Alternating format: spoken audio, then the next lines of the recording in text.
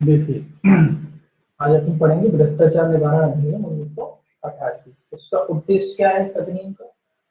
इस अधिनियम का उद्देश्य है जो भ्रष्टाचार संबंधी विधियां हैं उनको संकलित करना, एक साथ लाना और उसमें संशोधन की अगर आवश्यकता है तो उसमें संशोधन करना।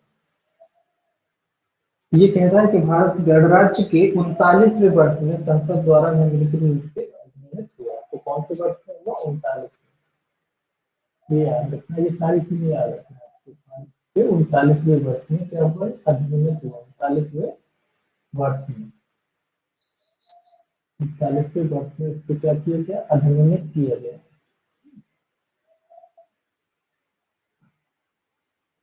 अब देखिए अध्याय 1 शुरू करते हैं। पहले इसकी डेट है बाद में। अध्याय क्या है? 1 पहला अध्याय है इसका। अध्याय 1 में प्रारंभिक से ये कैसा है? पहला इसका जो सेक्शन पहला है, सेक्शन पहला है संक्षिप्त नाम और विस्तार। क्या नाम है इस अधिनियम का और इसका विस्तार कहाँ है उसके बारे में कहता है। तो ये अधिनियम, इसका नाम तो आप लिखाइए भ्रष्टाचार। इसका पूरा जो नाम है वो है भ्रष्टाचार निवारण अधिनियम 1988। क्या नाम है? भ्रष्टाचार निवारण अधिनियम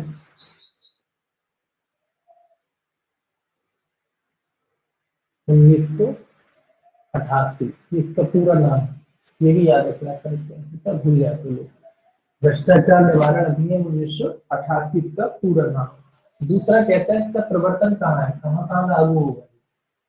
ये है संपूर्ण भारत पर लागू होगा और भारत के बाहर भारत के समस्त नागरिकों पर भी लागू होगा। दो चीजें याद रखना, संपूर्ण भारत पर लागू होता है, ये तो कॉमन हो गया, संपूर्ण भारत पर लागू होगा। और भारत के बाहर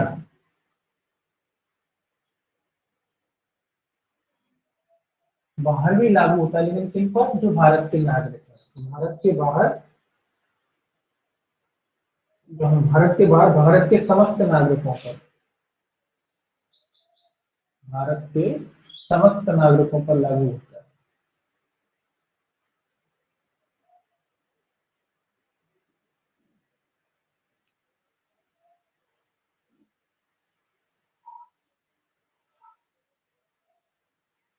तो ये याद रखना है, यानी कि आप ये मान के चलिए कि ये भारत के समस्त नागरिकों पर लागू होता है, चाहे वो भारत के अंदर रहते हो चाहे वो भारत के बाहर रहते हो।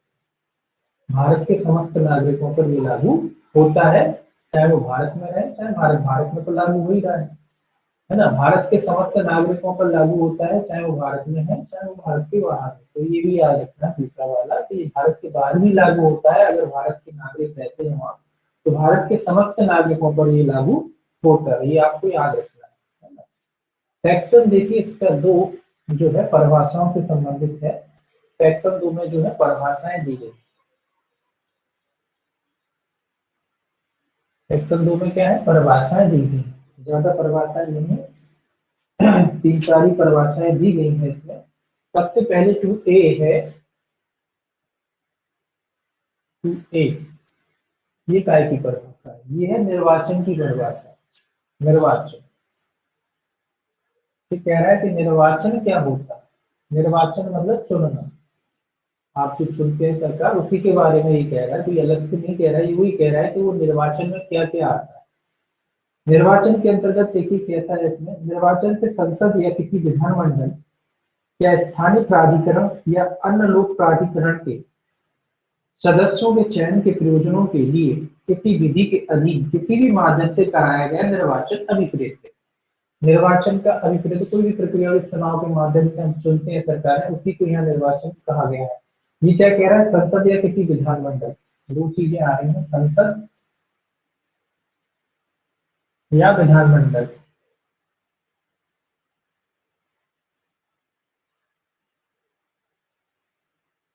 संसद या विधानमंडल, संसद का मतलब क्या है? दोनों के निर्वाचन आ गए इसमें, चाहे लोकसभा हो, लोकसभा के भी हो गया इसमें। संसद का मतलब क्या है? लोकसभा भी हो गया इसमें, केंद्र की बात है तो लोकसभा भी हो गया और राज्यसभा भी हो गया, इनका निर्वाचन। और स्टेट की अगर बात है तो क्या हो गया, विधानसभा और विधान परिषद।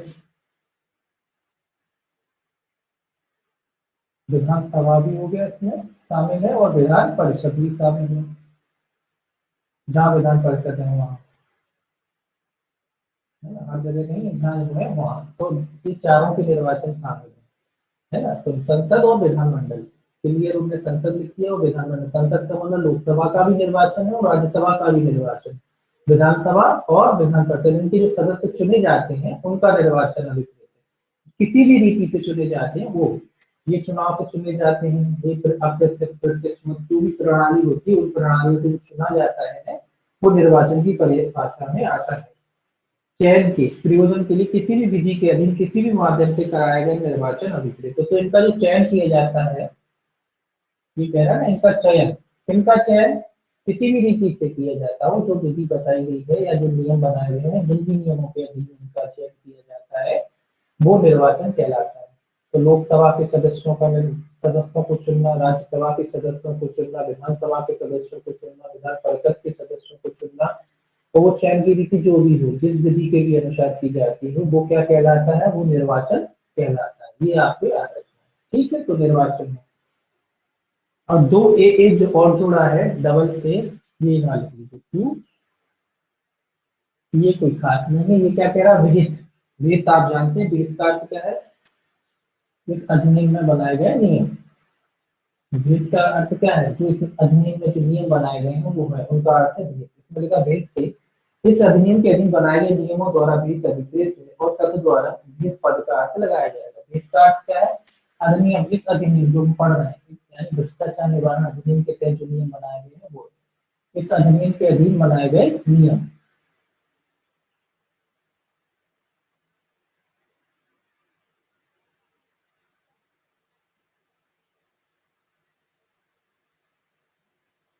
तो इसका अर्थ क्या है, इस अधिनियम के अधीन बनाए गए नियम, जो समस्त नियम इस अधिनियम में बनाए गए हैं वो है।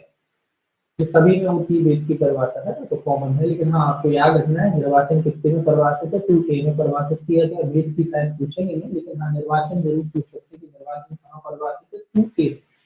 और सबसे इम्पोर्टेंट परिभाषा 2B है इसकी, जो पूछी जा सकती है, ये कहता है लोक कर्तव्य। लोक कर्तव्य क्या है, लोक कर्तव्य,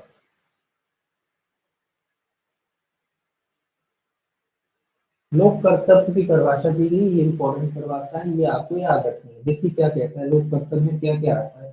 इसमें लिखा है लोक कर्तव्य से अभिप्रेत वह कर्तव्य जिसके निर्वहन में राज्य, जनता या समस्त समुदाय का हित हो। तो इसमें एक चीज याद रखना, हित है। लोक कर्तव्य में किसकी बात कर रहा है, हित की बात कर रहा है, किसका हित हो, ऐसा कोई कर्तव्य जिसमें हित समाहित है। लेकिन किन किन का हित समाहित है, ये कह रहा है राज्य का, जनता का और समस्त समुदाय का, तीन लोगों का। यहाँ लिख लेते हैं राज्य का हित है उसमें, ऐसा कोई हित, राज्य का हित है। और राज्य के बाद किसका हित है, जनता का, जो राज्य में जनता रहती है उसका हित है। जनता या समस्त समुदाय, समुदाय अकेला लिख लेते हैं, तो समुदाय, जो समस्त समुदाय है उनका हित है। तो तीन लोगों का हित समाहित है, ऐसा कोई हित है। तो लोक कर्तव्य में क्या क्या है, राज्य का हित, जनता का हित और समस्त समुदायों का हित समाहित है। तो लोक कर्तव्य में जनता का हित, राज्य का हित और समस्त जन समुदायों का हित, ये आपको याद रखना है। तीन चीजों का हित है, तीनों का हित है इसमें। राज्य का भी हित होना चाहिए, जनता का भी हित होना चाहिए, उससे हित यानी भला, ऐसा कोई काम जिससे किसी का भला होता है, राज्य का भला होना चाहिए, जनता का भला होना चाहिए और जन समुदाय का भी उससे भला होना चाहिए। ऐसे कर्तव्य को क्या कहते हैं, लोक कर्तव्य कहते हैं। ठीक, स्पष्टीकरण लिखा है इसमें, एक स्पष्टीकरण भी जोड़ा हुआ है, स्पष्टीकरण जोड़ा गया है इसमें। स्पष्टीकरण कहता है इस खंड में राज्य के अंतर्गत किसी केंद्रीय, प्रांतीय, राज्य अधिनियम द्वारा या उसके अधीन स्थापित निगम या सरकार के स्वामित्व या नियंत्रण के अधीन या सरकार से सहायता प्राप्त कोई प्राधिकरण या निकाय कंपनी अधिनियम 1956 की धारा 617 में यथा परिभाषित सरकारी कंपनी थी। तो ये राज्य की परिभाषा थोड़ी विस्तृत कर दी इन्होंने, ये कह दिया कि राज्य में क्या क्या आता है। तो ये कहता है राज्य में केंद्रीय, प्रांतीय सरकारें भी आती हैं, जो इस अधिनियम के तहत स्थापित की जाती है। कोई प्राधिकरण भी आता है जो इस अधिनियम के तहत स्थापित किया जाता है, जो बनाया गया है प्राधिकरण निकाय कंपनी अधिनियम, या किसी कंपनी अधिनियम के तहत जो कंपनी इसमें लिखा है कंपनी अधिनियम 1956 है, धारा 617 के अधीन यथा प्रवासित कोई कंपनी है तो वो भी राज्य की परिभाषा में आती है। तो याद रखना है आपको कि कंपनी भी राज्य की परिभाषा में इस अधिनियम के तहत आती है। कंपनी भी राज्य की परिभाषा में इस अधिनियम के तहत आती है। बस इतना याद रखना, ये चीज थोड़ा सा है कि कंपनी भी राज्य की परिभाषा में आ रही है। स्पष्टीकरण कह रहा है कि कंपनी भी राज्य की परिभाषा में आती है। प्राधिकरण आते ही सरकार में तो आप जानते हैं आते ही केंद्रीय सरकार हो चाहे राज्य सरकार हो, वो भी राज्य की परिभाषा में आती है। कोई प्राधिकारी हो जो नियुक्त किया जाए वो भी आता है। इसके अलावा सबसे इम्पोर्टेंट चीजें याद रखने वाली कि कंपनियां भी राज्य की परिभाषा में शामिल है, ये याद रखना है। ठीक है, अब देखिए 2C जो है इसमें लोक सेवक की परिभाषा दी गई है। 2C इसको निकाल ले पूरा। 2C में जो है लोक सेवक की परिभाषा दी गई। लोक सेवक की परिभाषा को आईपीसी में भी पढ़ते हैं, यहाँ भी दी गई है लोक सेवक की परिभाषा। यहाँ भी कितने वर्ग बताए गए हैं? 12। आईपीसी में भी 12। तो दोनों में अंतर क्या है? इधर अलग परिभाषा अलग तरीके से दी गई। 2C जो परिभाषा है 2C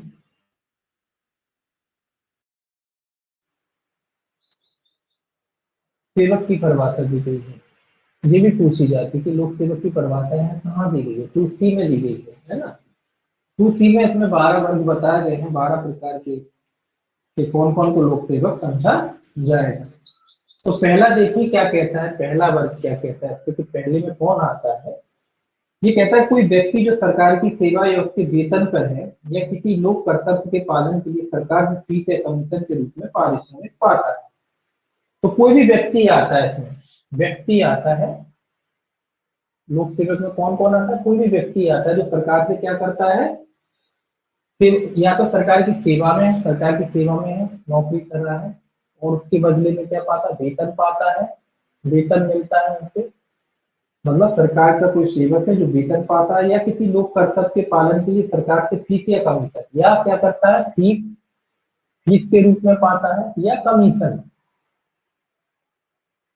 कमीशन पाता है। ऐसा कोई व्यक्ति जो सरकार की सेवा में है तो वेतन हो चाहे फीस हो चाहे कमीशन इस रूप में अपना पारिश्रमिक पाता है, वैसा व्यक्ति क्या है? ऐसा व्यक्ति को इस अधिनियम के तहत क्या समझा गया? लोक सेवक समझा गया है। तो याद रखिए तो वेतन के रूप में भी हो सकता है, फीस के रूप में भी हो सकता है, कमीशन के रूप में भी, या फिर सेवा कर रहा है उस तरीके से। तो लोग कोई भी व्यक्ति जो सरकार की सेवा में है वेतन के रूप में चाहे फीस के रूप में चाहे कमीशन के रूप में भुगतान अगर उसका होता है तो ऐसा व्यक्ति क्या है? लोक सेवक। तो वेतन तो आप जानते हैं, सिंपल कोई नौकरी कर रहा है वेतन मिलता है। कई लोग फीस देते हैं उनको, उसके बाद वो काम करते हैं, या कई लोग कमीशन पे भी रखे जाते हैं। तो ऐसे लोगों को भी इस अधिनियम के तहत क्या माना गया है? लोक सेवक माना गया है। मतलब सरकार के कई क्रम होते हैं, कई तरीके के कार्य होते हैं, तो इसीलिए इसकी परिभाषा अलग से लोक सेवकों की दी है ताकि कोई ना बचे। जो फीस पाते हैं वो भी लोक सेवक माने, अगर ये भी भ्रष्टाचार करेंगे तो ये भी इस दायरे में आएंगे, ये भी आएंगे, इसीलिए इनके लिए अलग से दी गई है परिभाषा। दूसरा देखिए क्या कहता है, दूसरा कौन आता है? दूसरा कहता है कोई भी व्यक्ति जो किसी लोक प्राधिकरण की सेवा या उसके वेतन पे, ये कह रहा है कि सरकार की तरफ से जो प्राधिकरण बनाए जाते हैं, लोक प्राधिकरण करण बनाए जाते हैं, उनमें कोई व्यक्ति अगर नियोजित है या सेवा कर रहा है या उसमें वेतन पाता है, वो प्राधिकरण में कोई व्यक्ति जो सेवा करता है या नियोजित है या वेतन पाता है, प्राधिकरण सरकार की तरफ से बना दिए जाते हैं ना। कई प्राधिकरण बना दिए जाते हैं कि ये फलाना प्राधिकरण ये काम करेगा, है ना, विद्युत प्राधिकरण, बहुत सारे प्राधिकरण। तो जो प्राधिकरण में जो व्यक्ति लोग काम करते हैं वो व्यक्ति और वेतन पाते हैं वो व्यक्ति, वहां या सेवा करते हैं वो व्यक्ति, या जो वेतन पाते हैं वो व्यक्ति, दोनों तरीके के व्यक्ति लोक सेवक की परिभाषा में आते हैं। तो इसका दायरा थोड़ा सा ब्रॉड हो गया कि प्राधिकरण के जो सदस्य वगैरह होते हैं या जो वेतन पाते हैं, जो कर्मचारी वगैरह होते हैं, जो सेवा करते हैं, वहाँ बहुत सारे लोग होते हैं, तो सारे के सारे काम में आएंगे, सारे के सारे लोक सेवक की परिभाषा में आएंगे। अब देखिए तीसरा क्या कहता है, कोई व्यक्ति जो किसी केंद्रीय प्रांतीय या राज्य अधिनियम द्वारा या उसके अधीन स्थापित निगम या सरकार के स्वामित्व या नियंत्रण के अधीन या सरकार से मान्यता प्राप्त किसी प्राधिकरण, निकाय या कंपनी अधिनियम 1956 की धारा 617 में यथा परिभाषित किसी सरकारी कंपनी की सेवा व्यवस्थित वेतन है। ये क्या कह रहा है? तीसरा, कोई भी केंद्रीय या राज्य प्राप्त, मतलब चाहे केंद्र के द्वारा स्थापित हो या राज्य के द्वारा, दोनों बातें हैं इसमें। केंद्र या राज्य के द्वारा जो क्या किए जाते हैं, जो राज्य अधिनियम द्वारा या उसके अधीन स्थापित किसी निगम बनाए जाते हैं, कोई निगम वगैरह बनाए जाते हैं ना, कोई निगम बनाया गया है, या सरकार के स्वामित्व या नियंत्रण के अधीन सरकारी सहायता से प्राप्त किसी प्राधिकरण, या ऐसे कोई प्राधिकरण जो सरकार से सहायता प्राप्त करते हैं। प्राधिकरण भी है, ये सरकार द्वारा स्थापित नहीं, लेकिन सरकार भी क्या करते हैं, सहायता, इनको सरकार डोनेशन वगैरह देती रहती है, सहायता देती रहती है, सहायता प्राप्त होते हैं। इस तरीके के संगठन भी आ जाते हैं।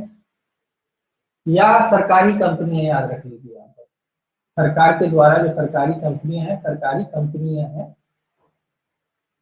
कंपनी के जो कर्मचारी वगैरह हैं वो भी काय की परिभाषा में आएंगे, लोक सेवक की परिभाषा में आएंगे। जैसे आप देख लीजिए भेल वगैरह हो गया आपका, भिलाई बीएचईएल, जो सरकारी कंपनियां, इसमें जो कर्मचारी काम कर रहे हैं, है ना, ये कंपनियां हैं, सरकारी कंपनियां हैं। इस तरीके की कंपनियां हैं, कोल है आपका, पेट्रोलियम कंपनियां हैं, इसमें भी ये सरकार के द्वारा स्थापित कंपनियां हैं।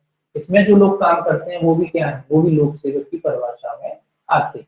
ठीक है, तो याद रखेंगे जो भी निगम बनाए जाते हैं सरकार की तरफ से, प्राधिकरण भी आते हैं, और साथ ही साथ वो प्राधिकरण भी आते हैं जो सरकार से सहायता प्राप्त करते हैं, सरकार जो डोनेशन देती रहती है ना, या सरकारी कंपनियां भी आती हैं। तो ये सारे के सारे काय की परिभाषा में आते हैं, लोक सेवक की परिभाषा में आते हैं। ये आपको याद रखना है। अब देखिए चौथा क्या कहता है, कोई न्यायाधीश जिसके अंतर्गत ऐसा कोई व्यक्ति है जो किसी न्याय निर्णय कृत्यों पर चाहे स्वयं या किसी व्यक्ति या निकाय के सदस्य के रूप में निर्वहन करने के लिए विधि द्वारा सशक्त है। इसमें न्यायाधीशों को भी शामिल कर लिया गया है, ये ध्यान रखिए। न्यायाधीश भी आते हैं, न्यायाधीश, जो न्यायाधीश है, जो मजिस्ट्रेट है, वो भी इसमें क्या माने जाएंगे, लोक सेवक माने जाएंगे। चाहे तो वो न्यायाधीश के रूप में काम कर रहे हैं तब तो नहीं है, या फिर वो किसी प्राधिकरण में बिठा दिए जाते हैं, जैसे कई प्राधिकरण बनाए जाते हैं, है ना, लोक अदालतें बनाई जाती है, उसमें न्यायाधीशों को बिठा दिया जाता है। तो उस समय जब वो न्यायाधीश, उस समय जब वो प्राधिकरण के रूप में काम कर रहे होते, कोई न्याय काम कर रहे होते हैं, तो वो भी क्या समझे जाएंगे, वो भी लोक सेवक समझे जाएंगे। ये आपको याद रखना कि न्यायाधीश जो है वो भी इसमें आते हैं, लोक सेवक की परिभाषा में आते हैं। चाहे वो किसी भी प्राधिकरण वगैरह में बिठा दिए जाए, या समितियां बनाई जाती है उसमें बिठा दी जाए, जब वो लोग क्या करते हैं, ये लोक सेवक का कार्य करते हुए जो न्याय काम करते हैं, तो उनको क्या समझा जाएगा, लोक सेवक समझा जाएगा। तो याद रखें, न्यायाधीश भी क्या की परिभाषा में आते हैं, लोक सेवक की परिभाषा में आते हैं। पांचवा देखिए क्या कहता है, कोई व्यक्ति जो न्याय प्रशासन के संबंध में किसी कर्तव्य का पालन करने के लिए न्यायालय द्वारा प्राधिकृत किया गया है, जिसके अंतर्गत किसी ऐसे न्यायालय द्वारा नियुक्त किए हुए परिसमापक, रिसीवर या आयुक्त भी अधिकृत न्यायाधीश आते हैं, और न्यायालय द्वारा नियुक्त व्यक्ति भी, न्यायालय द्वारा नियुक्त व्यक्ति भी क्या होते हैं, लोक सेवक होते हैं। ये कह रहा है न्यायाधीश तो होते ही होते हैं, इसके अलावा न्यायालय द्वारा जो व्यक्ति नियुक्त किए जाते हैं, जिनकी नियुक्ति की जाती है, वो भी लोक सेवक की परिभाषा में आते हैं। न्यायालय किन किन की नियुक्ति कर सकता है, इसमें लिखा भी है कौन कौन की नियुक्ति करता है न्यायालय। परिसमापक, इसमें यहाँ लिख देते हैं, परिसमापक हो सकता है, इसके अलावा रिसीवर हो सकता है, और आयुक्त,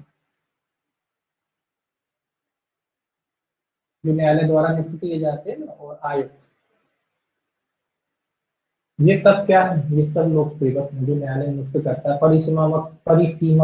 परिसमापक का मतलब क्या है, जो जब मेजरमेंट वगैरह की जरूरत होती है न्यायालय को, तो उनको भेजते हैं मेजरमेंट के लिए। रिसीवर क्या होता है, आप जानते हैं, संपत्ति की रक्षा वगैरह के लिए नियुक्त किया, या अन्य कोई वजह के लिए नियुक्त किया जा सकता है।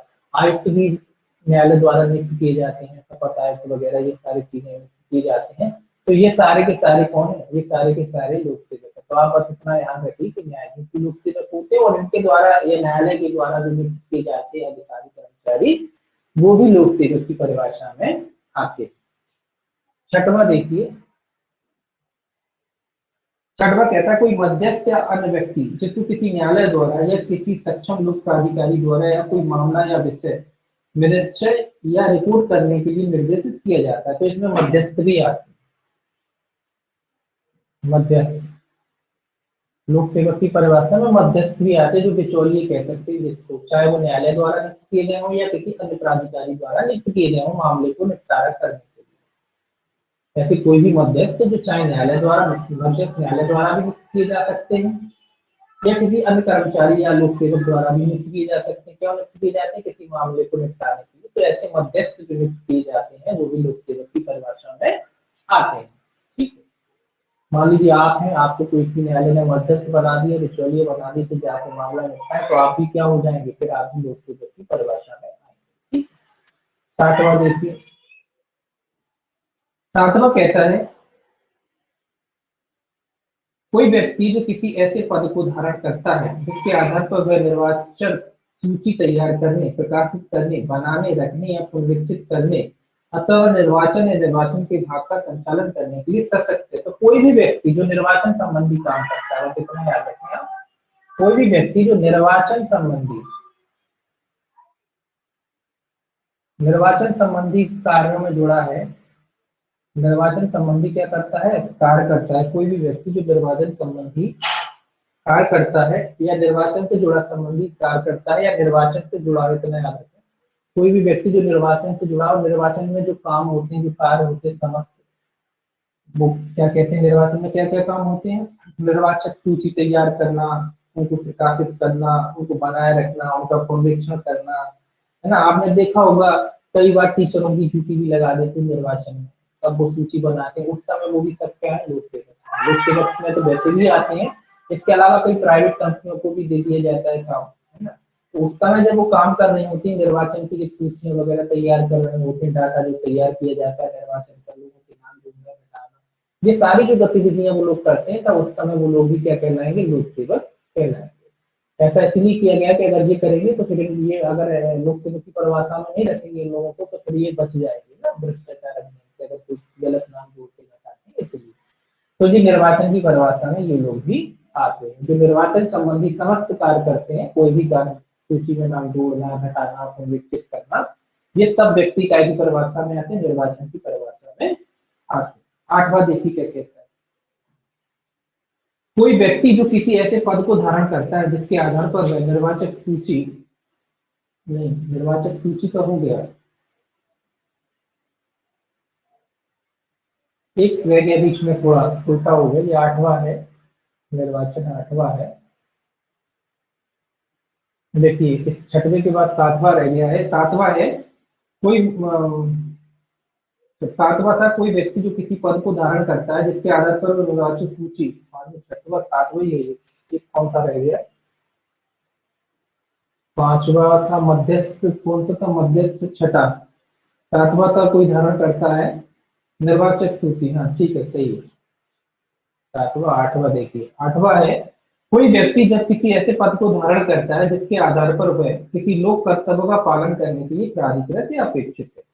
तो कोई भी व्यक्ति जो लोक कर्तव्य का काम करता है, व्यक्ति कोई भी व्यक्ति जो लोक कर्तव्य का काम करता है, ऐसा व्यक्ति लोक कर्तव्य का जो काम करता है, ऐसा व्यक्ति इसकी परिभाषा में आता है। लोक कर्तव्य क्या है, जिसमें जनता का हित, तो आपने पढ़ा है, जिसमें राज्य का हित, जिसमें समस्त समुदाय का हित, तो ऐसा कोई व्यक्ति जो लोक कर्तव्य का काम करता है। और लोक कर्तव्य क्या है, आपने ऊपर परिभाषा में पढ़ा है, जिसमें राज्य का हित हो, जिसमें जनता का हित हो, जिसमें समस्त समुदायों का हित हो, ऐसा कोई काम करने वाला व्यक्ति ही लोक सेवक की परिभाषा में आता है, जो जनता के हित का काम हो, राज्य के हित का काम हो।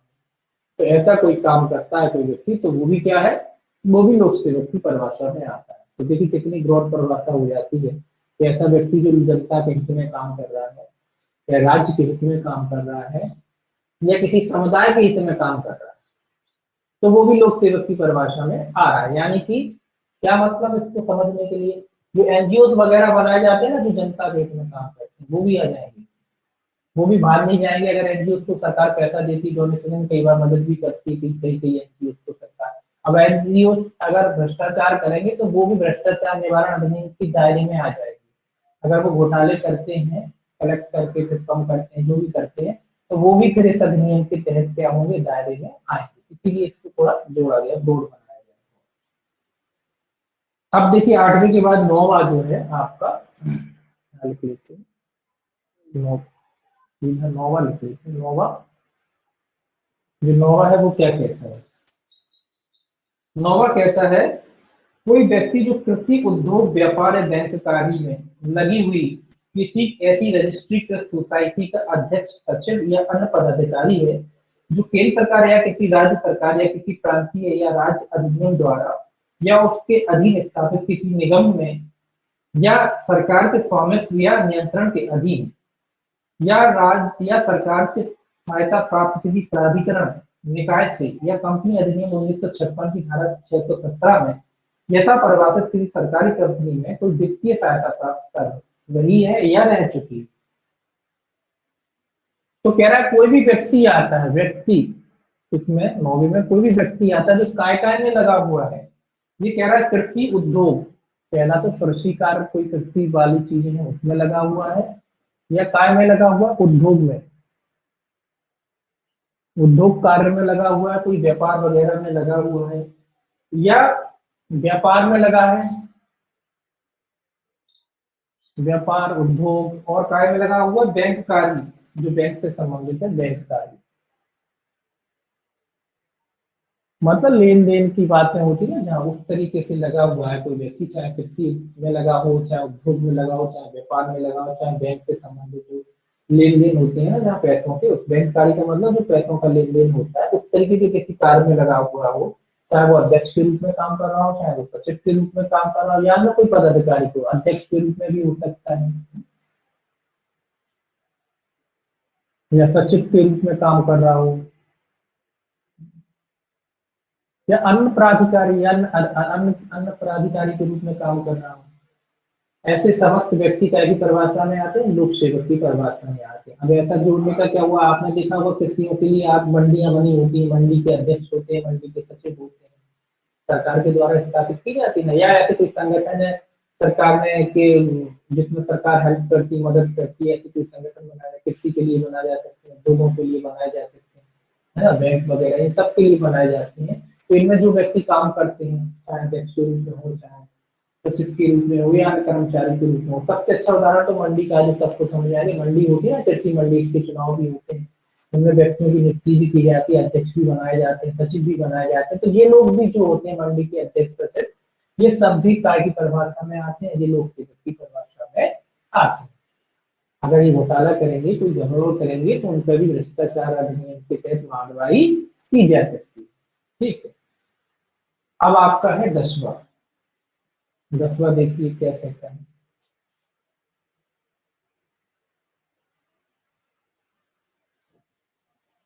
10वां देखिए क्या कहता है। 10वां कहता है कोई व्यक्ति जो किसी सेवा आयोग या बोर्ड का, चाहे वह किसी भी नाम से ज्ञात हो, अध्यक्ष, सदस्य, कर्मचारी, या ऐसे आयोग या बोर्ड की ओर से किसी परीक्षा का संचालन करने के लिए या उसके द्वारा चयन करने के लिए नियुक्त की गई किसी चयन समिति के सदस्य है। तो 10वां क्या कह रहा है, कोई भी सेवा आयोग, सेवा आयोग बनाया जाता है ना, कोई भी सेवा आयोग जो बनाए जाते हैं, या कोई बोर्ड बनाए जाते हैं जो क्या करते हैं, व्यक्तियों की नियुक्ति करते हैं, चयन करते हैं, चाहे किसी भी नाम से गया हो, जैसे आपका पीएससी है, उसमें जो अध्यक्ष है, सचिव है, कर्मचारी, वो का है, वो भी लोक सेवक की परिभाषा में आते हैं। अगर वो भ्रष्टाचार करेंगे, परीक्षाओं में हेर फेर करेंगे, तो उन पर भी भ्रष्टाचार निवारण अधिनियम के तहत कार्रवाई की जा सकती है। इसी तरीके से आपका जो व्यापम है, ये भी, इसके भी जो कर्मचारी वगैरह है, जो क्या है, वो भी लोक सेवक की परिभाषा में आते हैं। अन्य प्रकार के बोर्ड भी जो परीक्षाएं कराते रहते हैं, या अन्य प्रकार के चीजें कराते रहते हैं, चयन वगैरह करते हैं लोगों का, है ना, चयन सूची बनाते हैं, मतलब जो सारे काम करते हैं, वो सारे के सारे किसी भी नाम से ज्ञात हो सकते हैं, बोर्ड, बोर्ड हो सकते हैं, लोक सेवा आयोग हो सकता है ना, कई आयोग बनाए जाते हैं। तो इसमें जो नियुक्त अधिकारी, कर्मचारी, अध्यक्ष, सचिव जो भी होते हैं, वो सब के सब लोक सेवक की परिभाषा में आते हैं। अगर भ्रष्टाचार करेंगे, तो उनके खिलाफ भी भ्रष्टाचार निवारण अधिनियम के तहत कार्रवाई की जा सकती है, इसीलिए इनको शामिल किया गया। 11 देखिए, 11 क्या कहता है। 11 कहता है कोई भी व्यक्ति जो किसी विश्वविद्यालय का कुलपति, उसे शासी निकाय का सदस्य, आचार्य, उपाचार्य, प्राध्यापक या कोई अन्य शिक्षक या कर्मचारी है, चाहे वह किसी भी पदाधिकार से ज्ञात हो, कोई व्यक्ति जिसकी सेवाओं का लाभ विश्वविद्यालय द्वारा या किसी अन्य लोक निकाय द्वारा परीक्षाओं के आयोजन या संचालन के संबंध में किया जाता है। तो ये टीचर्स लोग समझ लीजिए जो विश्वविद्यालय चलाते हैं। कोई भी विश्वविद्यालय का कुलपति, विश्वविद्यालय जो होते हैं उनके कुलपति होते हैं, क्या लिखा है, कुलपति, विश्वविद्यालय के कुलपति होते हैं, सचिव होते हैं, है ना, आचार्य होते हैं। आचार्य का मतलब होता है टीचर, जो आचार्य पुराने जमाने में तो आचार्य जी बोलते थे। तो आचार्य जो होते हैं उसमें अध्यापक होते हैं, प्राध्यापक होते हैं, ये सब की सब, अब पूरा लिखने की जरूरत नहीं, तो अध्यापक भी होते हैं, प्राध्यापक भी होते हैं, ये सब जो परीक्षाएं कराते हैं ना, ये सारे के सारे लोग कायदी परिभाषा में आते हैं। ये सारे के सारे लोग लोक सेवक की परिभाषा में भ्रष्टाचार निवारण अधिनियम के तहत आते हैं। ठीक है, तो टीचर्स मान लीजिए, जो टीचर्स हैं, चाहे ये लोग ये विश्वविद्यालय के होते हैं, यूनिवर्सिटियां होती हैं, उनके जो आचार्य वगैरह होते हैं, उनके जो कुलपति होते हैं, कुल सचिव होते हैं, बहुत सारे पद होते हैं। इसके अलावा जो टीचर्स होते हैं, प्रोफेसर वगैरह, वो सारे के सारे काय में आते हैं, वो लोक सेवक की परिभाषा में आते हैं। ठीक, अब 12वां देखिए, 12वां क्या कहते हैं, कोई व्यक्ति जो किसी भी रीति से स्थापित किसी शैक्षणिक, वैज्ञानिक या सामाजिक या अन्य संस्था का, जो केंद्र सरकार या किसी राज्य सरकार या किसी स्थानीय या अन्य प्राधिकरण से वित्तीय सहायता प्राप्त कर रही है या कर चुकी है, पदाधारी या कर्मचारी भी अधिकृत है। जो ये कह रहा है, कोई ऐसी भी संस्था, कोई भी ऐसी शैक्षणिक संस्था जहाँ पढ़ाया जाता है, कोई भी शैक्षणिक संस्था जो चाहे केंद्र से हो चाहे राज्य से हो, ये क्या है, ये सहायता प्राप्त वाले हैं। क्या करती है, सहायता प्राप्त करती है। सहायता प्राप्त मतलब सरकार इनको बीच बीच में अनुदान देता रहता है, इनकी मदद करता रहता है। तो इस तरीके की अगर कोई शैक्षणिक संस्थाएं हैं जिनको सरकार मदद करती है, जिनको सरकार पैसे पहुंचाती है, वो सारी की सारी संस्थाएं क्या होती है, वो सारी की सारी संस्थाएं में जो भी टीचर वगैरह होते हैं, वो सब की सब लोक सेवक की परिभाषा में आते हैं। उदाहरण के लिए, जो मान लीजिए कोई छोटा स्कूल चला रहा है ना, कोई धार्मिक कोई स्कूल है या कोई ऐसा स्कूल है जिसको सरकार क्या करती है अपनी तरफ से। उदाहरण के लिए मान लीजिए कोई स्कूल भी हो सकता है, मदरसे होते हैं जिनको सरकार मदद करती है, वो भी स्कूल ही को मदरसा बोला जाता है। इसमें धार्मिक शिक्षा दी जाती है। मान लीजिए कोई हिंदुओं का स्कूल है जिसमें धार्मिक शिक्षा दी जा रही है, कोई मदरसे है जिसमें धार्मिक शिक्षा दी जा रही है, और क्योंकि सरकार इनको मदद करती है, इनको पैसे देती है, तो जो भी टीचर वगैरह है इसमें, ये सारे के सारे भी क्या माने जाएंगे, लोक सेवक माने जाएंगे। मतलब उस पैसे का अगर ये दुरुपयोग करेंगे तो उन पर भी क्या किया जा सकता है, उन पर भी भ्रष्टाचार निवारण अधिनियम के तहत कार्रवाई की जा सकती है। तो कोई भी शैक्षणिक संस्था हो जिसको सरकार क्या करती है, मदद करती है, सरकार उनको सहायता देती है, तो वो लोक सेवक की परिभाषा में आते हैं। ठीक, सिंपल सा है। यहाँ वो आते हैं जो सरकार ने स्थापित की, यहाँ वो आते हैं जिनको सरकार सहायता करती है। कोई प्राइवेट स्कूल है जिसको सरकार सहायता करती रहती है ना। तो ये सब क्या है, ये सब लोक सेवक की परिभाषा में आते हैं। ये लोक सेवक माने जाएंगे, सीधा सीधा याद रखें, ये लोक सेवक है, वो भी लोक सेवक ही है। बस अगर वो धन घोटाला करेंगे तो वो भ्रष्टाचार निवारण अधिनियम के दायरे में आएंगे, बस इतना सा है और कुछ नहीं। भ्रष्टाचार निवारण अधिनियम के दायरे में आएंगे, उनके खिलाफ भ्रष्टाचार निवारण अधिनियम के तहत कार्रवाई की जा सकती है। उन्हें जैसे और लोगों को पकड़वाया जा सकता है, वैसे उनको भी पकड़वाया जा सकता है अगर वो भ्रष्टाचार करते हैं। अब देखिए, स्पष्टीकरण जुड़ा हुआ है इसमें। स्पष्टीकरण में दो चीजों की अर्थ बताए गए हैं, पारितोषण।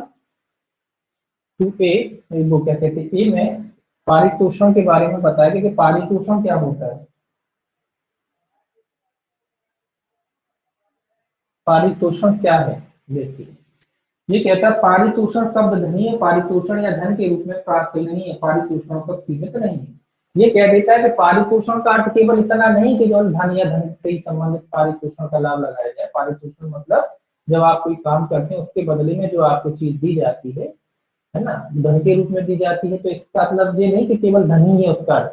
ये कह रहा है, ये परिभाषा ब्रॉड बना दी कि केवल पारितोषण का अर्थ केवल धन नहीं है यहाँ, कि धन से जुड़ा हुआ आप कोई काम कर रहे हैं तो उसके बदले आपको धन मिले।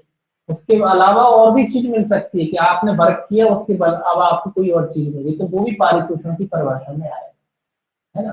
धन तो मिलता ही है, आप काम करोगे तो धन मिलेगा, लेकिन धन के अलावा भी बहुत सी चीज मिल सकती है। हो सकता है धन ना देके आप खाने पीने की चीजें मिल जाए, कपड़े मिल जाए, घर मिल जाए, गाड़ी मिल जाए, ये भी क्या है, ये भी पारितोषण।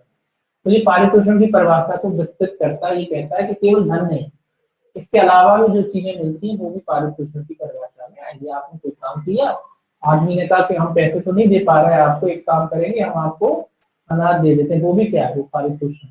किसी ने कहा हम आप काम करो हम आपको कार दिला देते हैं, गाड़ी दिला देते हैं, वो भी क्या है, वो भी पारितोषिक है। तो ये पारितोषिक की परिभाषा को क्या कर रहा है, विस्तृत कर रहा है।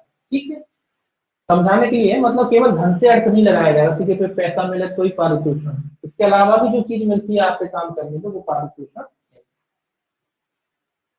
बी कहता है विधिक पारितोषण का भी इसमें थोड़ा सा बता दिया गया कि विधिक पारितोषण क्या है। ये इसीलिए कहा है कि ताकि लोग उसमें सीमित ना हो जाए कि धन धन से भिन्न मिला बोले पारितोषण नहीं माना जाएगा, वो भी पारितोषण माना जाएगा। इसीलिए जोड़ा गया है कि मान लीजिए इनमें से कोई भी सदस्य जो 12 बार जो अपने लिखे हैं, अब जो धन नहीं लेते, किसी ने कहा कि एक काम करो, ये भ्रष्टाचार जो हो रहा है बोले इसकी जगह मुझे फ्लैट दिला दो, तो वो क्या है, पारितोषण ही तो है। आपने अवैध पारितोषण लिया, वैध पारितोषण से भिन्न कर लिया, तो फिर इसके अधीन आएंगे, होता है ऐसा अधिकतर। देखिए दूसरा लिखा है लोक सेवक सब, सॉरी इसमें पारितोषण कह रहे थे विधिक पारिश्रमिक।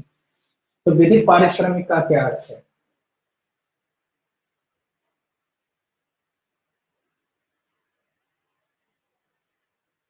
तो विधिक पारिश्रमिक क्या होता है ये देखिए। ये कहता है विधिक पारिश्रमिक पद किसी लोक सेवक को सदत पारिश्रमिक तक निर्बंधित नहीं है, किंतु इसके अंतर्गत ऐसे भी सभी पारिश्रमिक भी हैं जिसका सरकार या संगठन द्वारा उसकी जिसकी वह सेवा करता है प्राप्त करने के लिए अनुज्ञात। तो कह रहा है कि विधिक पारिश्रमिक में तुम्हें केवल इनको जो सैलरी मिलती है वही नहीं है, इसके अलावा भी कोई जो पारिश्रमिक ये लोग जो प्राप्त करते हैं, जो विधि इनको अनुज्ञा देती, अनुमति देती है, अनुमति मिली हुई है विधि के द्वारा, ऐसा जो पारिश्रमिक प्राप्त करते हैं वो विधिक पारिश्रमिक की श्रेणी में आता है। मतलब इनकी तनख्वाह तो है ही विधिक पारिश्रमिक, जो इनको काम करने के बदले दिया जाता है, जो इनका भुगतान किया जाता है वो तो विधिक पारिश्रमिक है ही। उसके अलावा अन्य कोई जो शुल्क वसूलते हैं, लेकिन कैसे, अनुमति के द्वारा, जो विधि द्वारा इनको अनुव्यक्त किया गया है, ऐसे अन्य कोई जो शुल्क वसूले जाते हैं वो भी विधिक पारिश्रमिक की श्रेणी में आते हैं। ऐसा इसलिए लिखा है कि कई और शुल्क वसूले जाते हैं ना, आप फॉर्म भर रहे हैं, आप कुछ कर रहे हैं, जैसे मान लीजिए लोक सेवा आयोग ही है आपका, इनको तनख्वाह मिलती है कि नहीं मिलती है, मिलती है, लेकिन जब आपके फॉर्म भर आता है तो क्या करता है, फॉर्म के पैसे लेता है ना, तो वो क्या है, वो उनका विधिक पारिश्रमिक है ना, तो वो भी क्या है, वो विधिक पारिश्रमिक। आप ये नहीं कह सकते कि साथ तनख्वाह मिल रही है तो फिर क्या फॉर्म के पैसे ले गए, क्योंकि विधि ने क्या किया, प्राधिकृत किया कि परीक्षा कराओ पैसे लो, तो वो करा रहा है, पैसे ले रहा है, विधि ने प्राधिकृत कर रखा है उनको, तो वो पैसा शुल्क है वो भी विधिक पारिश्रमिक है। ये उदाहरण के लिए कहीं भी हो सकता है। तो इस तरीके का जो शुल्क वसूला जा रहा है वो कायदी परिभाषा में, वो विधिक पारिश्रमिक की परिभाषा में आता है। केवल इनकी तनख्वाही विधिक पारिश्रमिक नहीं है, इसके अलावा जो भी शुल्क वसूले जाते हैं, किसी भी प्रकार के शुल्क जिसके लिए विधि ने प्राधिकृत किया है कि आप वो शुल्क वसूल सकते हैं, वो सब काय में आते हैं, विधिक पारिश्रमिक की परिभाषा में आते हैं। ये आपको याद रखना, ठीक है। तो ये थोड़ा ब्रॉड कर दिया उसका एरिया, थोड़ा बढ़ा दिया जा रहा ताकि कोई भी चीज छूटे नहीं, इसीलिए बढ़ाया है ताकि सारी चीजें इसमें आ जाए। तो लोक सेवक की परिभाषा थोड़ा आपने देखा होगा यहाँ अलग है, आईपीसी से थोड़ी हटके। अब देखिए चैप्टर 2 का शुरू होता है, अध्याय 2 विशेष न्यायाधीशों की नियुक्ति से संबंधित है। अध्याय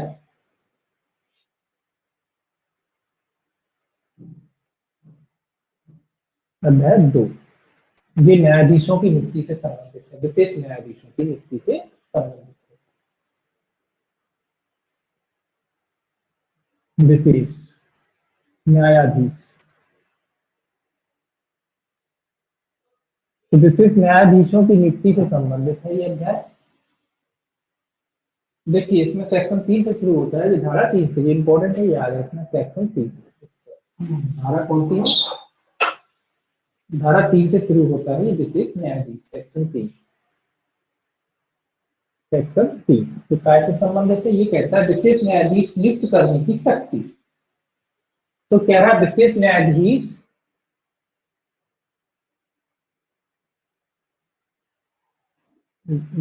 नियुक्त करने की शक्ति किसको है, ये आ रहा है। विशेष न्यायाधीश नियुक्त करने की शक्ति दोनों को है, केंद्र सरकार को भी है और राज्य सरकार को भी है। तो सबसे पहले तो आपको याद रखना केंद्र को भी है और दूसरा राज्य को भी है।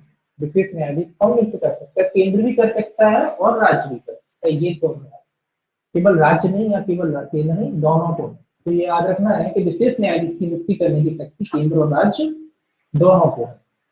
केंद्र भी स्थापित नियुक्त कर सकता है और राज्य भी स्थापित नियुक्त कर सकता है। देखिए इसको पढ़ते हैं, ये कहता है पहला क्लॉज इसका, केंद्र सरकार या राज्य सरकार राजपत्र में अधिसूचना द्वारा निम्नलिखित अपराधों के विचारण के लिए इतने विशेष न्यायाधीश नियुक्त करेगी जितने ऐसे क्षेत्रों के लिए या ऐसे मामलों या मामलों के समूह के लिए जो आवश्यक हो अधिसूचना में निर्दिष्ट किए जाएं। अर्थात ये कह रहा है कि केंद्र सरकार या राज्य सरकार नियुक्ति कर सकती, किसकी कर सकती है? विशेष न्यायाधीशों की। और कितने नियुक्त करेगी? जितने आवश्यक समझे, जितने भी आवश्यक होते हैं, जितने भी आवश्यक लगते हैं, सरकार को जितने भी आवश्यक लगते हैं, जितने भी आवश्यक है, जितनी भी जरूरत है क्षेत्र विशेष के लिए अलग अलग हो सकती है। तो न्याय जो राज्य सरकार है या केंद्र सरकार है उतने न्यायाधीशों की नियुक्ति कर सकती है, या इस मामले के निपटारे के लिए जितने आवश्यक है, अधिनियम के तहत जितने आवश्यक है उतने न्यायाधीशों की नियुक्ति कर सकती। कितने कर सकती? जितने भी आवश्यक है उतनों की वो नियुक्ति कर सकती। कौन करता है? बस इतना याद रखना है, राज्य सरकार कर सकती है और केंद्र भी चाहे तो केंद्र भी कर सकती है, जैसी भी स्थिति है ना। केंद्र चाहे तो केंद्र कर सकती है, राज्य चाहे तो राज्य कर सकती है। किन मामलों के लिए करेगी? इस अधिनियम के अधीन जो मामले हैं जो उनको सौंपे जाते हैं उनका निवारण, उनका विचारण करने के लिए। स्वाभाविक सी बात है, भ्रष्टाचार निवारण अधिनियम पढ़ रहे हैं, इस अधिनियम के तहत जो भी मामले आएंगे उनका विचारण करने के लिए क्या करेगी? केंद्र सरकार या राज्य सरकार विशेष न्यायाधीशों की नियुक्ति कर सकती है। ये कह रहा कौन कौन से मामले? पहला एक कहता है, ये कहता है इस अधिनियम के अधीन दंडनीय कोई अपराध। तो अधिनियम के अधीन दंडनीय कोई अपराध है, अपराध याद रख लीजिए आप। ऐसा इस अधिनियम के, कौन सा अधिनियम? भ्रष्टाचार अधिनियम के अधीन जो दंडनीय अपराध है उसका विचारण करने के लिए। स्वाभाविक सी बात है, ये तो कॉमन है, इसमें कोई बात ही नहीं। दूसरा, खंड काम में निर्दिष्ट अपराधों में से किसी को उसके किसी को करने के लिए षड्यंत्र करने या करने का प्रयत्न या दुष्प्रयत्न, तो यही अपराध जो इस अधिनियम के तहत दंडनीय अपराध है, या तो उनके अपराधों के विचारण के लिए या इन्हीं अपराधों का क्या होता है? षड्यंत्र भी होता है, दुष्प्रेरण भी होता है। षड्यंत्र, दुष्प्रेरण और प्रयत्न तीन चीज होती है। तो इन तीनों चीजों का विचारण करने के लिए भी क्या कर सकती है? न्यायाधीश का नियुक्ति कर सकती है। षड्यंत्र हो गया, दुष्प्रेरण हो गया और प्रयत्न, तीन ही होते ना। तो या तो इन अपराधों का विचारण करने के लिए या इन्हीं अपराधों का कोई षड्यंत्र करता है, उसका कोई दुष्प्रेरण करता है, उसका कोई प्रयत्न करता है, तो उनके लिए भी क्या कर सकती है? विशेष न्यायाधीश की नियुक्ति करती है। तो ये तो कोई कॉमन बात है, बस इसमें एक ही चीज है, केंद्र और राज्य। बाकी आप जानते हैं कि इस अधिनियम की बात हो रही थी, इस अधिनियम के तहत दंडनीय अपराधों का ही विचारण करेगा न्यायालय, कोई बाहर के अपराधों का तो विचारण करेगा नहीं। जब इन अपराधों का विचारण करेगा तो और सी बात है, उसके षड्यंत्र का भी विचारण कर सकता है, उसके दुष्प्रेरण का भी कर सकता है, उसके प्रयत्न का भी कर सकता है ना। दूसरा कहता है इसका क्लॉज, ये पहला क्लॉज था, दूसरा क्लॉज कहता है इसका, कोई भी व्यक्ति इस अधिनियम के अधीन विशेष न्यायाधीश के रूप में नियुक्त होने के लिए तब तक अधिक मतलब योग्य नहीं होगा जब तक कि वह दंड प्रक्रिया संहिता 1973 के अधीन सेशन न्यायाधीश, अपर सेशन न्यायाधीश या सहायक सेशन न्यायाधीश नहीं है या नहीं रहा है। ये इंपॉर्टेंट है कि किस व्यक्ति को नियुक्त किया जाएगा विशेष न्यायाधीश, जो सीआरपीसी के तहत कौन कौन रह चुका हो, या तो रहा हो या रह चुका हो, यानी वर्तमान में हो या पहले रह चुका हो, दोनों ही बात है। चाहे वो सेशन न्यायाधीश, सेशन होना चाहिए, ऐसा मजिस्ट्रेट को बनाया जा सकता है जो सेशन न्यायाधीश के रूप में कार्य कर चुका हो। इसके अलावा अपर सेशन हो या फिर अपर सेशन न्यायाधीश के रूप में कार्य कर चुका, तीन चीजें हैं। या फिर क्या हो? सहायक सेशन न्यायाधीश के रूप में कार्य कर चुका हो। सहायक, ये याद रखना है, सहायक सेशन, या तो वर्तमान में हो, काम कर रहा हो, यानी कि सेशन न्यायाधीश वर्तमान में है, या पहले सेशन था अब सेशन नहीं रह गया कहीं, है ना। तो इस तरीके का, जैसे कि मान लीजिए अपर सेशन न्यायाधीश है, सहायक सेशन न्यायाधीश है, तो चाहे वो वर्तमान में हो या रह चुका हो पहले, है ना। तो ऐसे व्यक्ति को क्या बनाया जा सकता है? ऐसे व्यक्ति को विशेष न्यायाधीश बनाया जा सकता है। आप कहोगे कि नहीं रह गया मतलब रिटायर्ड हो गया क्या? नहीं, रिटायर्ड नहीं हुआ, रिटायर्ड नहीं हुआ है।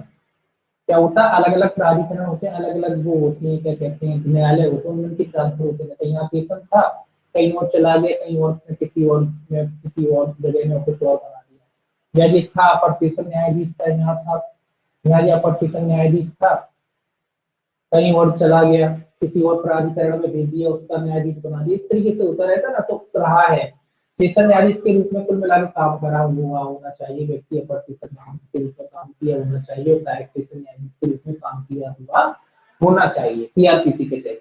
तो ऐसे व्यक्ति को क्या बनाया जा सकता है, विशेष न्यायाधीश बनाया जा सकता है। इसके अलावा अन्य किसी को नहीं बनाया जाएगा। तो आपको बस इतना याद रखो, सेशन न्यायाधीश होता है, ये तीनों सेशन ही है, ये सहायक सेशन न्यायाधीश, ये अपर सेशन न्यायाधीश और ये सहायक सेशन न्यायाधीश, है ना। ये सेम एक ही रैंक के होते हैं। वैसे सीनियर की जूनियर की का समझ लीजिए अंतर होता है, ज्यादा कोई अंतर नहीं होता है। ये जो सीनियर रैंक होता है बिल्कुल वो सेशन बना दिया जाता है, जिसके जूनियर होता है वो अपर सेशन बना दिया जाता है ना। बाकी ये इनके अधीनस्थ होता है, ये थोड़ा छोटा होता है ना। ये दोनों एक स्थिति की देखिए, क्योंकि देखिए एक जिला है, मान लीजिए एक जिले में कई अपर सेशन न्यायाधीश होते हैं, 4 या 5 अपर सेशन न्यायाधीश है मान लीजिए, तो एक ही रैंक के तो होते हैं, लेकिन उनमें से जो ऑलमोस्ट सीनियर होता है, सबसे सीनियर होता है, सबसे बड़े में श्रेणी में, उसको सेशन बना दिया जाता है। अब एक ही तो सेशन बनेगा, बाकी थोड़ी ना सेशन बनेंगे, तो बाकी सब क्या कहलाते हैं, अपर सेशन कहलाते हैं, जो शायद थोड़े छोटे होते हैं। तो सहायक सेशन न्यायाधीश छोटे होते हैं ना। तो जो सेशन न्यायाधीश, अपर सेशन न्यायाधीश और सहायक सेशन न्यायाधीश क्या होंगे, इनको बनाया जा सकता है।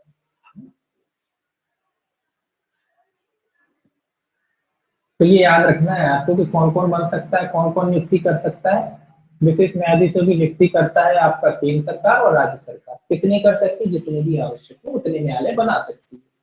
इस अधिनियम का जो है मामले हैं उनका निपटारा करने के लिए कौन कौन बन सकता है, दूसरा याद रखना, सेशन न्यायाधीश, अपर सेशन न्यायाधीश और सहायक सेशन। कौन से वाले क्लॉज में कहा है, दूसरे वाले क्लॉज। अब देखिए इसका चौथा देखिए, चौथा देखिए, चौथा कहता है कि विशेष न्यायाधीश किन मामलों का विचारण करेगा। चौथा कहता है विशेष न्यायाधीश द्वारा विचारणीय मामले, चौथा बस देखिए मामले, चौथा काय से संबंधित है, मामलों से संबंधित है। कौन से मामले का विचारण करेगा, ये चौथा इसमें नियुक्ति हो गई। अब चौथा कहता है कि किन मामलों का विचारण करेगा। देखिए कहता है पहला क्लॉज का, पहला क्लॉज कहता है कि दंड प्रक्रिया संहिता 1973 या तत्समय प्रवृत्त किसी अन्य विधि में किसी बात के होते हुए भी धारा 3 की उपधारा 1 में निर्दिष्ट विनिर्दिष्ट अपराध विशेष न्यायाधीश द्वारा ही विचारणीय होंगे। ये कह रहा धारा 3 की उपधारा 1 में निर्दिष्ट, जो अपन ने पढ़ा है, कौन क्या पढ़ाता है कि इस अधिनियम से संबंधी अपराध, उसके प्रयत्न, उसके दुष्प्रेरण संबंधी जो भी मामले हैं वो कौन सुनेगा, वो विशेष न्यायाधीश सुनेगा। कौन से सुनेगा, इस अधिनियम से संबंधित, इस अधिनियम से संबंधित जो भी मामले हैं,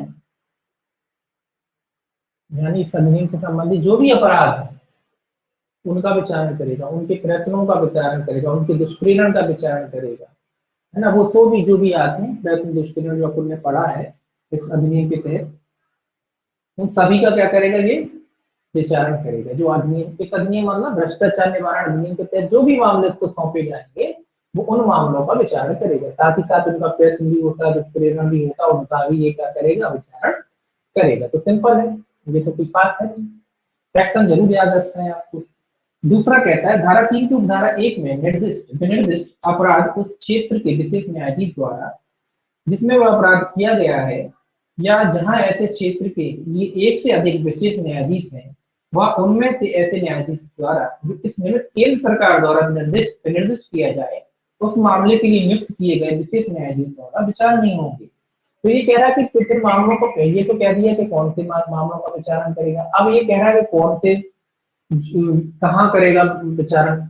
ये कह रहा है उसकी अधिकारता, किसकी अधिकारता में, न्यायाधीश की अधिकारता के अंदर कोई भी अपराध किए जाते हैं, इसकी अधिकारता, जो न्यायाधीश है उसकी अधिकारता जो है, जुरिस्डिक्शन जो है उसकी अधिकारता के अंदर अगर जो भी अपराध किए जाते हैं वो उनका विचारण करेगा। कहाँ करेगा, उसका दायरे की बात कर रहा है, किस दायरे में करेगा, जो उसका दायरा होता है, जो उसका जुरिस्डिक्शन होता है, उसके अधीन अगर कोई अपराध किया जाता है, उसके दायरे के अंदर अपराध किया जाता है, उसके जुरिस्डिक्शन के अंदर अगर भ्रष्टाचार निवारण अधिनियम के तहत कोई अपराध किया जाता है एंटी करप्शन एक्ट के तहत, तो वो उस मामले का विचारण करेगा। अब ये कह रहा है कि मान लीजिए एक जगह पे 2 या एक से अधिक विशेष न्यायाधीशों की नियुक्ति है, एक से अधिक विशेष न्यायाधीश नियुक्ति रखते हैं, तो फिर कौन सा विशेष न्यायाधीश मामले का विचारण करेगा? जैसे केंद्रीय आयोग कौन करे, जिसको केंद्र सरकार नियुक्त कर देगी। केंद्र सरकार बताएगी कि इन दोनों में से केंद्र सरकार, यहाँ राज्य की बात नहीं आई, केंद्र सरकार ने बताएगी कि इन दोनों में से कौन क्या करेगा, मामले का विचारण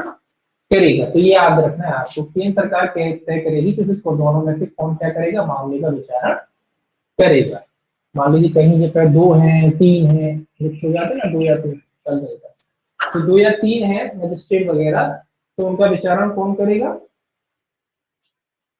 उसका निर्धारण कौन करेगा, केंद्र सरकार करेगी। ये याद रखना है, केंद्र सरकार करेगी। याद आ जाएगा कि राज्य सरकार कौन करेगा, केंद्र सरकार करेगा, ये भी नहीं चलेगा। केंद्र सरकार इसका क्या करेगी, निर्धारण करेगी कि दोनों मजिस्ट्रेटों में से, कई कई जगह हो जाता है कि 2 मजिस्ट्रेट हैं 3 मजिस्ट्रेट हैं विशेष न्यायाधीश, तो कौन सा विशेष न्यायाधीश करेगा, तो ये कौन निर्धारित करेगा, ये केंद्र सरकार निश्चित करेगी कि कौन सा मजिस्ट्रेट इसका विचारण करेगा।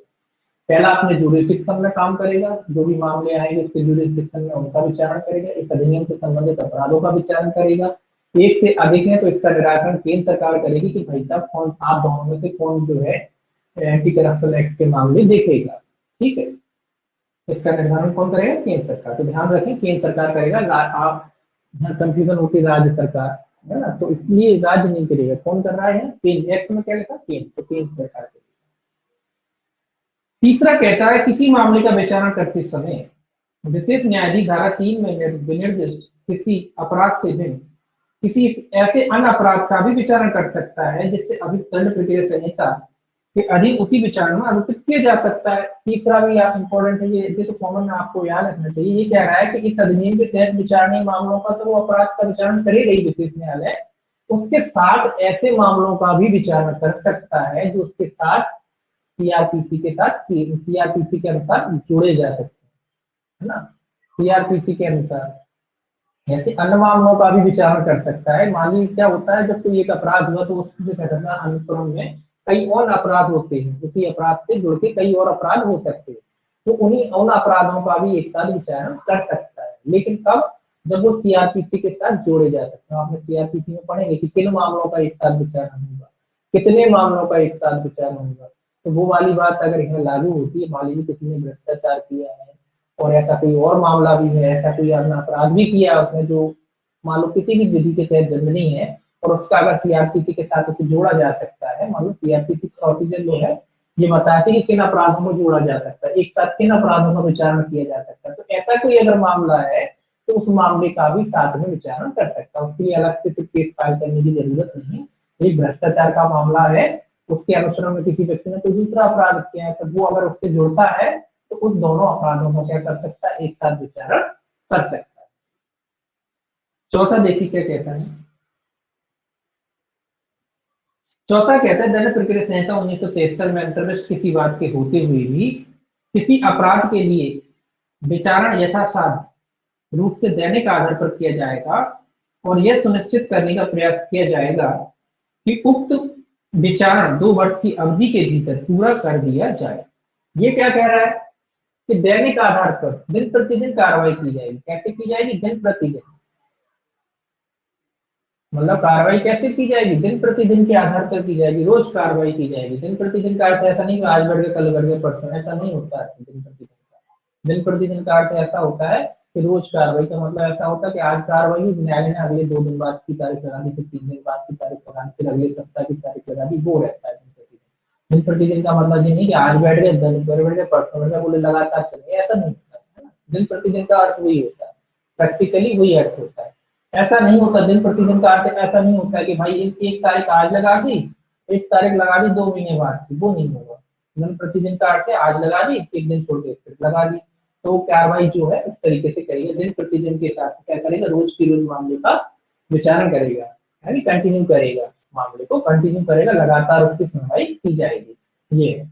और दूसरा क्या कह रहा है, ये मामले को कितने दिन के अवधि भीतर निपटाने, जो विचारण है विचारण को कितने अवधि के भीतर, ये याद रखना है आपको, 2 वर्ष के भीतर।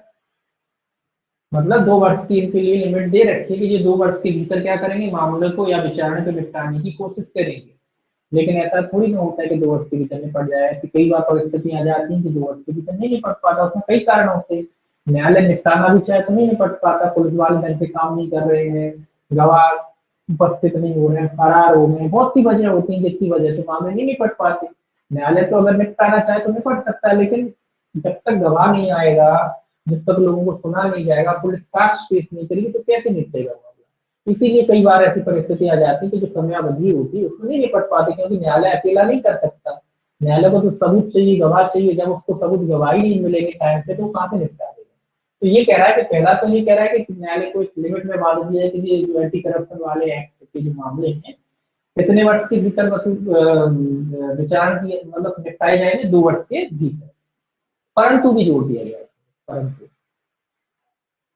परंतु क्या कहता है, परंतु जहां विचारण उक्त अवधि के भीतर पूरा नहीं हो पाता वहां विशेष न्यायाधीश ऐसा न हो पाने के कारणों को लेखबद्ध करे। स्वाभाविक की बात है, क्यों नहीं हो पाए तो लेखेगा, लेखबद्ध करेगा, लेख करेगा, लिखित में जवाब देगा कि भाई साहब इसलिए नहीं हो पाएगा, गवाह नहीं आ पाया, गवाह फरार है, पुलिस ने ढंग से रिपोर्ट पेश नहीं की, पुलिस ने साक्ष्य पेश नहीं किया, अतिरिक्त समय दिया, जो भी है वो कारण लिख देगा कि भैया इस वजह से कि 2 वर्ष की जो अवधि है उसमें विचारण पूरा नहीं हो पाया। कब लिखेगा, जब 2 वर्ष से अधिक का टाइम हो जाता है, 2 वर्ष निकल गए तब लिखना पड़ेगा, वैसे नहीं लिखेगा।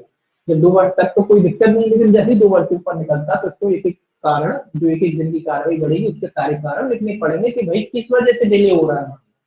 तो जो डिले है उसके कारण मजिस्ट्रेट को लिखने पड़ेंगे। एक और परंतु है, परंतु यह और की उक्त अवधि को लेखबद्ध किए जाने वाले कारणों से एक समय में 6 माह से अनधिक आगे और अवधि के लिए विस्तारित किया जा सकेगा, तथापि उक्त अवधि विस्तारित अवधि सहित सामान्य रूप से कुल मिलाकर 4 वर्ष से अधिक नहीं होगी। तो ये कह रहा है कि अगर कारण लिख दिए गए हैं कि किन वजह से नहीं हो, तो एक बार में जो अवधि है 2 वर्ष की कितनी बढ़ जाएगी, 6 माह। एक बार में कितनी बढ़ाई जा सकती है ये भी याद रखना, कितनी बढ़ाई जा सकती है, 6 माह। याद रखना, पहले तो नियम क्या है, 2 वर्ष के भीतर निपटाने की कोशिश करें, 2 वर्ष में अगर नहीं निपट पाते तो कारण लिख करके जो अवधि है वो बढ़ सकती है, और कितनी बढ़ सकती है, एक बार में 6 माह के लिए और मामला बढ़ जाएगा, 6 माह बाद फिर कारण लिखेंगे। लेकिन किसी भी हालत में 4 वर्ष से अधिक अवधि नहीं, कि किसी भी हालत में अवधि कितनी नहीं होगी, 4 साल से अधिक मामले को डिले नहीं किया जाएगा। ये कह रहा है ये फाइनल अवधि है, ये इससे आगे तो जा ही नहीं सकते, ये तो बिल्कुल स्टॉप है, बस आपको यहाँ पे खत्म करो, तो जो भी है खत्म करो। तो ये याद रखना कि अधिकतम अवधि कितनी होगी, 4 वर्ष। कब, जब अवधि बढ़ाई जाती है। अब आप कहोगे कि सर 2+4 ऐसे नहीं, नहीं 2+4 नहीं है, टोटल 4 है।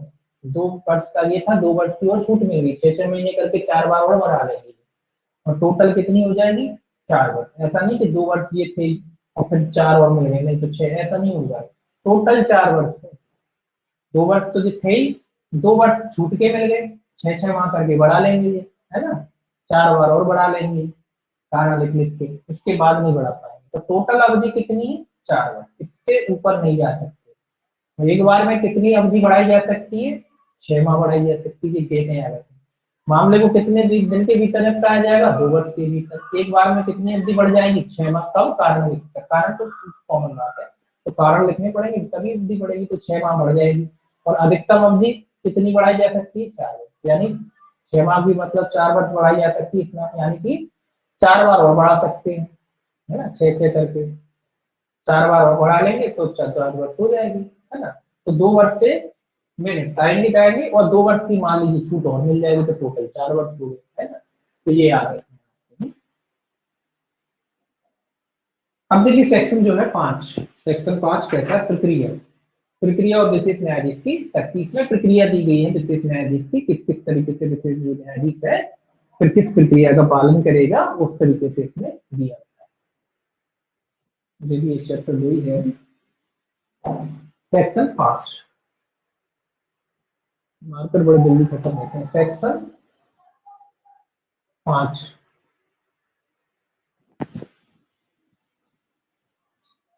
सेक्शन 5 कहता है प्रक्रिया और विशेष न्यायाधीश की शक्ति है। तो इसमें प्रक्रिया और शक्ति दोनों चीज दी गई है, प्रक्रिया भी दी गई है और शक्तियां भी दी गई है। शक्तियां भी दी गई मजिस्ट्रेट की, प्रक्रिया और शक्तियां दोनों दी गई है। देखिए इसको देखते हैं, पहला इसका क्लॉज क्या कहता है। पहला क्लॉज कहता है विशेष न्यायाधीश अभियुक्त के विचारणार्थ सुपुर्द किए गए बिना भी अपराध का संज्ञान कर सकता है, ये इंपॉर्टेंट है। और वह अभियुक्त व्यक्ति के विचारों में दंड प्रक्रिया संहिता में मजिस्ट्रेटों द्वारा वारंट के मामले के लिए विहित प्रक्रिया का अनुसरण करे। दो चीजें इसमें इंपॉर्टेंट आई हैं। पहला आया है कि विचारण के सुपुर्द किए बिना, सुपुर्दगी के बिना, ये कह रहा है सुपुर्दगी के बिना कोई मामला इसको सुपुर्द किए बिना ये क्या कर सकता है, मामले का संज्ञान कर सकता है। सेशन न्यायालय है, विशेष न्यायालय है, ये बगैर मामले को उसके सुपुर्द किए बिना क्या कर सकता है, विचारण का संज्ञान कर सकता है। इसका अर्थ क्या है कि सुपुर्द किए बिना। आप जानते हैं कि जो सेशन न्यायालय होते हैं, जो विशेष न्यायालय होते हैं, जो सेशन न्यायालय ही है ना विशेष न्यायालय, तो आप जानते हैं कि सेशन न्यायालय डायरेक्ट मामलों का संज्ञान नहीं करता। आपने पढ़ा होगा सीआरपीसी में। उसको कम मामला का संज्ञान करता है, जब मामला कमिट होके जाता है, उसको सुपुर्द किया जाता है, यानी कमिट होके जाता है, तब वो मामले का संज्ञान करता है। लेकिन यहाँ ऐसा नहीं है, यहाँ कह रहा है बगैर सुपुर्द किए। यहाँ ऐसा नहीं कि अभियुक्त को नहीं केस सुपुर्द का अर्थ यहाँ ये नहीं है कि अभियुक्त को नहीं पेश किया और मामला चल रहा है, ऐसा नहीं। सुपुर्द का अर्थ है कि ये डायरेक्ट मामलों का संज्ञान कर सकता है। जो भ्रष्टाचार की केसेस बनाया गया है, तो ऐसा नहीं कि नीचे का न्यायालय इसको कमिट करके मामला भेजेगा तब ये विचारण करेगी, ऐसा जरूरी नहीं है। ये डायरेक्ट क्या करेगा, मामले का विचारण कर सकता है। अगर कोई एंटी करप्शन एक्ट का मामला है तो डायरेक्ट आप कहाँ फाइल करेंगे, यहाँ भ्रष्टाचार निवारण जो विशेष न्यायालय बनाए गए हैं और डायरेक्ट मामला फाइल किया जा सकता है और वहां डायरेक्ट ही विचारण का प्रारंभ हो जाएगा। तो ये याद रखना, सुपुर्द किए बिना करते हैं डायरेक्ट मामलों का विचारण यहाँ किया जा सकता है। तो ये याद रखना, सुपुर्द किया का अर्थ ये नहीं कि अपराधी जो है जिसने अपराध किया था उसको पेश नहीं किया और मामला चल रहा है, ऐसा नहीं है। इसका अर्थ है कि डायरेक्ट मामला यहाँ पे डायरेक्ट मामला पेश हो जाएगा, क्योंकि अपन पढ़ते हैं कि सेशन न्यायाधीश को डायरेक्ट मामला नहीं जाता, कमिट होके जाता है, निचले न्यायालय में आता है। तो अगर मामला लगता है कि सेशन न्यायालय के सेशन न्यायालय को भेजा जाना चाहिए, तो निचला न्यायालय जो है उसको कमिट करके भेजता है ना। क्योंकि जो सेशन न्यायालय होते हैं, विशेष न्यायालय क्या है, सेशन न्यायालय है, इसीलिए ये बात लिखना जरूरी थी कि क्योंकि सेशन न्यायालय है, विशेष बना दिए वो बात अलग, लेकिन है तो सेशन न्यायालय। तो ये सेशन न्यायालय है तो ये डायरेक्ट मामले का संज्ञान कर सकते हैं। अगर एंटी करप्शन एक्ट का कोई मामला आता है तो डायरेक्ट कहाँ फाइल होगा, इसीलिए करा गया ताकि लंबी ना हो प्रोसेस। अब नीचे आएगा तो वो चेक करेगा, फिर ऊपर जाएगा, एक लंबी प्रक्रिया हो जाती है ना। इसीलिए कह रहा है कि डायरेक्ट मामलों का क्या कर सकता है, संज्ञान ले सकता है। एक इंपॉर्टेंट चीज है। दूसरा इसमें इंपॉर्टेंट है कि कौन से मामलों की प्रक्रिया का, ये वारंट गंभीर मामले है ना, तो वारंट मामलों की प्रक्रिया का क्या करेगा, विचारण करेगा। किस प्रक्रिया को अपनाएगा, वारंट मामलों की जो प्रक्रिया होती है उसको अपनाएगा। कौन सी प्रक्रिया अपनाएगा, वारंट मामलों में जो प्रक्रिया अपनाई जाती है ये उसी प्रक्रिया का क्या करेगा, पालन करे। ये वारंट मामलों की प्रक्रिया का क्या करेगा, पालन करेगा। ये आपको याद रखना, ये दो चीजें, कमिट वाली और दूसरा वारंट मामलों के विचारण। तो कमिट नहीं होगा, डायरेक्ट मामला उनके पास पहुंचा।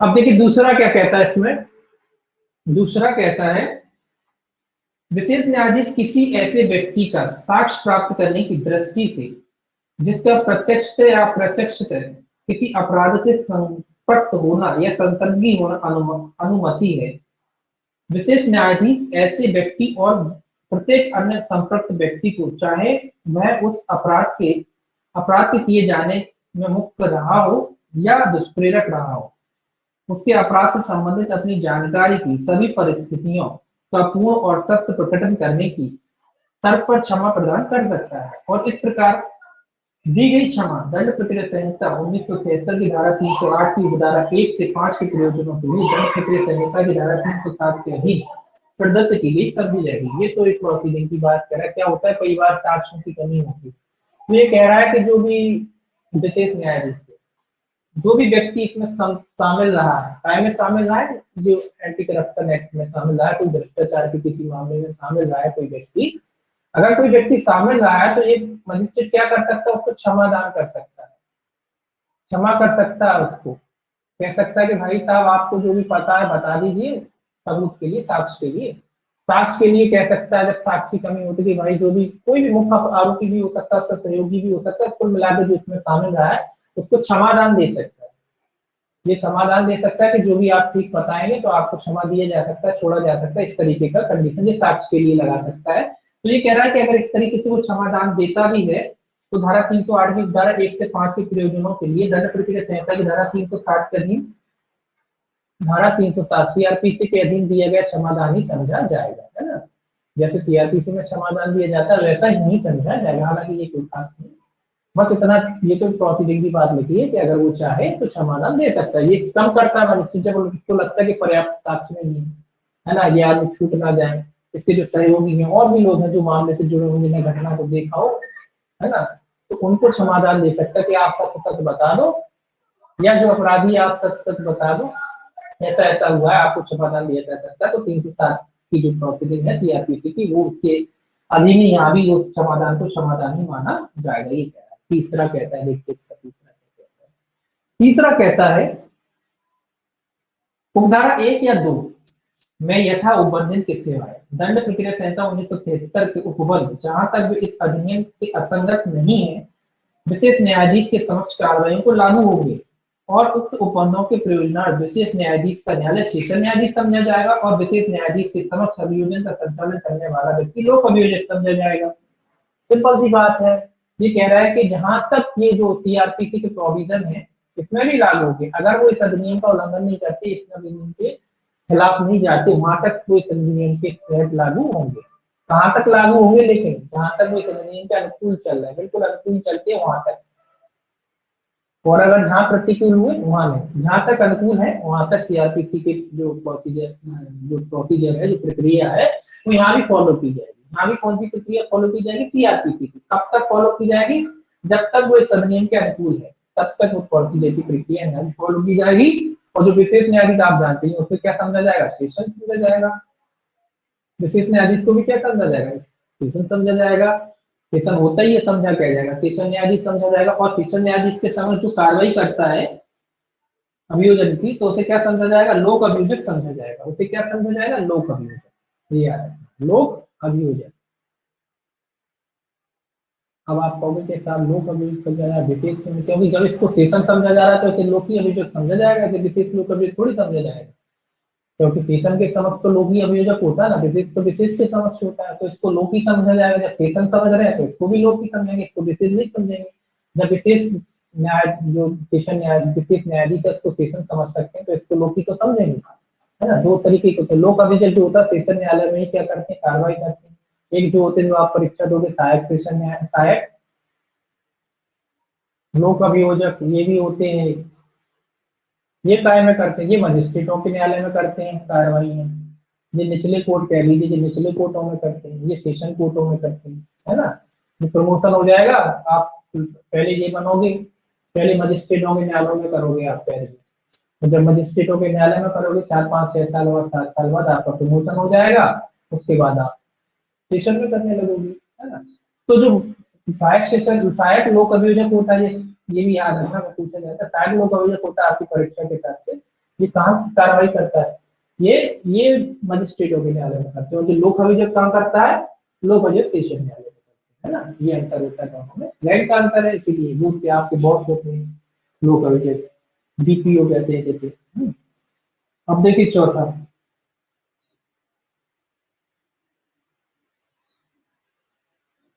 ठीक है। 307 की बात करें, 307 में क्षमा की शक्तियों की बात करें, और 308 की भी बात आई है। 308 क्या था, 308 आप पीछे खोल के देखना क्या है। ये कहता है क्षमा की, 308 ही है ना। 308 में कहता है कि ये तो क्षमा दे दिया आपको, यहाँ 307 में 308 कहता है कि जब आप क्षमा की शर्तों का उल्लंघन करोगे तो क्या होगा। तो आपकी बात है, फिर से विचार हो जाएगा, फिर शर्तें अगर उल्लंघन है तो 308 में क्षमा की शर्तों का उल्लंघन अगर करता है तो फिर इसके खिलाफ इस धारा के तहत भी कार्रवाई कर सकता है। उसमें शर्तें लिखी है कि आप समाज की शर्तों का उल्लंघन करोगे तो आपको दंडित किया जाएगा, आपको प्रभाव बचाना होगा, वो सारी चीजें हैं। तो यहाँ 307 में क्षमादान है, और 308 में उन शर्तों का अगर उल्लंघन करता है तो प्रोसीडिंग दी गई है कि क्या किया जाएगा ऐसे व्यक्ति को, कि पहले तो साफ मान लिया कि ठीक है साफ करेंगे, उसके बाद वो मुकर गए, समाज की जो शर्तें थे पालन नहीं कर रहे, तो उसकी प्रोसीडिंग 308 में। ठीक। देखिए चौथा क्या कहता है, चौथा चौथा कहता है विशिष्टता और उपधारा 3 में अंतर्निष्ठ उपबंधों की व्यापकता पर प्रतिकूल प्रभाव डाले बिना दंड प्रक्रिया संहिता 1973 की धारा 320 475 के उपबंध जहां तक हो सके विशेष न्यायाधीशों के सर्वोच्च कार्य को लागू होंगे और उक्त उपबंधों के प्रयोजनार्थ विशेष न्यायाधीश मजिस्ट्रेट समझा जाएगा। ये क्या कह रहा है, 320 के तहत जो कार्रवाई की जाए, 320 में क्या है सीआरपीसी में, समन राजीनामे वाले, ये कह रहा है यहाँ भी लागू हो जाएंगे, ये यहाँ भी लागू हो जाएंगे राजीनामे वाले कार्य, क्योंकि बात अब राजीनामे में तो मजिस्ट्रेट ही करता है। तो इसके कह रहा है उस समय जब ये राजीनामे वाले जो काम है जो किए जाते हैं, उस समय इनको मजिस्ट्रेट समझा जाएगा, क्योंकि जो कार्रवाई मजिस्ट्रेट की कर रहा है तो उस समय इनको मजिस्ट्रेट समझ लिया जाएगा, वो भी नहीं समझ लिया जाएगा। और साथ ही में कह रहा है कि 475 475 के तहत जो मामले की कार्रवाई सीआरपीसी के तहत की जाती है वो भी कर सकता है, उस मामले में भी इन्हें मजिस्ट्रेट समझा जाएगा। 475 में क्या है, इसको आप खोल के देखना, सीआरपीसी में है, सेना न्यायालय द्वारा विचारणीय मामलों का या कमान ऑफिसरों का को सौंपा जाना वाले मामले सेना को सौंपे जाने वाले, क्योंकि जो भ्रष्टाचार वाले मामले तो जो सेना अधिकारी है, उनके कमान ऑफिसर सेना संबंधी याद रखें, ये सेना संबंधी मामले हैं, अगर भ्रष्टाचार करता है, कोई सैनिक करता है वगैरह करता है तो उसके बारे में होता है, तो जो मामले है वहां सौंप दिए जाते हैं उनके कमांडिंग ऑफिसर वगैरह, क्योंकि इनका कोर्ट मार्शल वाली जो प्रक्रिया है वो तो सेना की बात है इसमें, इसलिए तो इसको ज्यादा नहीं, बस इतना है, उनको सौंप दिए जाते हैं, उनका विचारण नहीं करते, तो इसीलिए उनको सौंप दिया जाता है कि जाओ आपका है, आपका सैनिक है, इसने करा भ्रष्टाचार, जी आप ही देखेंगे, तो सेना का थोड़ा अलग प्रोसीजर होता है, तो वो लोग देखते हैं, तो वो सौंपने वाली बात है। तो ये आप जानते हैं सामान्य राजीनामे वाली बात है ना। इस तरीके की अगर बात है तो यहाँ इस तरीके के जो प्रोविजन है यहाँ भी लागू होंगे, एंटी करप्शन एक्ट जो अपन पढ़ रहे हैं इसमें भी लागू होंगे, और उस समय जो विशेष न्यायाधीश है क्या समझा जाएगा, मजिस्ट्रेट समझा जाएगा, उस समय क्या समझा जाएगा, मजिस्ट्रेट समझा जाएगा, ठीक। यहाँ सेशन समझा जा रहा था, यहाँ मजिस्ट्रेट समझा, जैसी ठीक सीआरपीसी में मजिस्ट्रेट कर रहा है कार्रवाई तो मजिस्ट्रेट ही तो समझा जाएगा, सेशन थोड़ी समझा जाएगा, तो मजिस्ट्रेट समझा जाएगा। पांचवा देखिए क्या कह रहा है, इसका जो पांचवा है वो क्या कह रहा है, पांचवा कहता है विशेष न्यायाधीश उसके द्वारा दोषित व्यक्ति को कोई भी दंडादेश दे सकता है जो उस अपराध के लिए उसके लिए उसके लिए ऐसे व्यक्ति दोषित हैं विधि द्वारा प्राधिकृत है, तो कौन सा दंडादेश दे सकता है, कोई भी जो अधिनियम द्वारा दिया गया है, कोई भी दंडादेश दे सकता है, जो प्राधिकृत है वो दंडादेश देने के लिए जो और जो विधि में बताया गया है, तो कोई भी दंडादेश वो दे सकता है। स्वभाव की बात है, जो बताए गए हैं जो दिए गए हैं वो सारे उनमें से जो भी लगता है जिसमें भी अपराध बनता है वो दंडादेश मजिस्ट्रेट उसको दे सकता है, या जो विधि द्वारा प्राधिकृत है दंडादेश देने के लिए वह दंडादेश दे सकता है। छठवा, ये कोई खास नहीं, बस इतना याद रखना, कोई भी दंडादेश दे सकता है जो आपको बताए जाते हैं, जो सौंपे जाते हैं, जो अधिनियम द्वारा बताए गए उसमें तो कोई भी दंडादेश न्यायाधीश दे सकता है जो उचित समझता है। छठवा कहता है इस अधिनियम के अधीन दंडनीय अपराधों का विचारण करते समय विशेष न्यायाधीश दंड विधि संशोधन अध्यादेश 1944 के अधीन जिला न्यायाधीश द्वारा प्रयुक्त सभी सिविल न्यायालयों की शक्तियों और कृत्यों का प्रयोग करेगा। ये कह रहा है कि इस अधिनियम के अधीन दंडनीय अपराधों का विचारण करते समय विशेष न्यायाधीश काय की शक्तियों का भी प्रयोग कर सकता है। सिविल अधिकार जो बना हुआ है अधिनियम लिखा है सिविल नहीं, विशेष न्यायाधीश दंड विधि संशोधन अध्यादेश 1944 उसके अधीन, दंड विधि संशोधन अध्यादेश 1944 के अधीन जिला न्यायाधीश द्वारा जो शक्तियों का प्रयोग किया जाता है, जिला न्यायाधीश, आप कहोगे कि सिविल वाली बात क्यों हो गई, सेशन और जिला न्यायाधीश, तो जिला न्यायाधीश सेशन सिविल वालों को बोलते हैं, तो सिविल न्यायालय की जो शक्ति है उनका भी प्रयोग कर सकता है। क्यों करेगा, वही सिविल की क्या होती है, समन वगैरह करना, ये सारी चीजें होती है ना, किसी को बुलाना, तो वो वाली शक्तियों का भी ये क्या कर सकता है, प्रयोग कर सकता है। जिला न्यायाधीश की शक्ति की क्यों आवश्यकता, समन करने के लिए, किसी हाजिरी के लिए, उपस्थित कराने के लिए, ये सब सिविल न्यायालय वाली शक्ति है, तो ये सारी शक्तियों की भी जरूरत पड़ेगी ना, तो वहां जिला न्यायाधीश की शक्तियों का भी प्रयोग कर सकता है ना। वैसे जिला न्यायाधीश आपने देखा होगा, नॉर्मली आप देखते होंगे सेशन न्यायालय में जब कोर्ट में आते हो आप देखा होगा उसमें एक चीज लिखी जाती है, जिला एवं सत्र न्यायाधीश, जिला एवं दोनों लिखा है, एवं सत्र सत्र न्यायाधीश है ना, या सेशन न्यायाधीश ऐसा लिखा रहता है, तो वही है जी, दोनों एक ही होता है। जब ये क्या होता है, सिविल की कार्रवाई करता है तो इसको जिला न्यायाधीश बोलते हैं, जब क्रिमिनल की करता है तब सत्र न्यायाधीश बोलते हैं, और जब तक इनका असली प्रमोशन जब ही माना जाता है जब ये इसमें प्रमोटेड होते हैं, सिविल में प्रमोटेड होते हैं ना, तभी ये असलियत में सेशन न्यायाधीश बनते हैं, है ना। जब इनको सिविल न्यायालय में जिला न्यायाधीश बनाया जाता है तभी असली में प्रमोटेड माने जाते हैं, है ना। वैसे तो बना दीजिए तो पावर दे देता है, लेकिन असली प्रमोशन कब है, जब जिला न्यायाधीश बनाए जाते हैं तब। है ना। तो जिला एवं सत्र न्यायाधीश जब सदन कार्रवाई करता है तो जिला न्यायाधीश की शक्ति का प्रयोग, और क्रिमिनल करता है तो सत्र न्यायाधीश की शक्ति का प्रयोग करता है ना। कई बार इंटरव्यू में मुझे पूछ लेते हैं, आपको इंटरव्यू में जाओगे आपसे पूछेंगे कि ये बताइए जिला न्यायाधीश और सेशन न्यायाधीश में क्या अंतर है, जिला न्यायाधीश और सत्र न्यायाधीश में क्या अंतर है, आपसे ऐसा पूछेंगे तो आप कुछ नहीं, कोई अंतर नहीं है श्रीमान। जब जिला न्यायाधीश सिविल की कार्रवाई करता है तो जिला न्यायाधीश के नाम से जाना जाता है, जब वही न्यायालय क्रिमिनल की कार्रवाई करता है तो सत्र न्यायाधीश के नाम से जाना जाता है। कोई अंतर नहीं है, ठीक है। कार्रवाई का अंतर, ये सिविल की करता है, ये न्यायाधीश करता है ना, कोई अंतर नहीं। तो ये याद रखना। अब देखिए सेक्शन 6 है इसका, संक्षिप्त विचारण करने की शक्ति। सेक्शन जो 6 है ये कहता है समरी, संक्षिप्त विचार करने की शक्ति के बारे में कहता है। अभी थोड़ा टाइम लगा लेकिन कल नहीं लगेगा टाइम, क्योंकि कल फिर पनिशमेंट देखिए। सेक्शन 6, सेक्शन 6 कह रहा है काय की शक्ति है कि संक्षिप्त विचारण करने की शक्ति।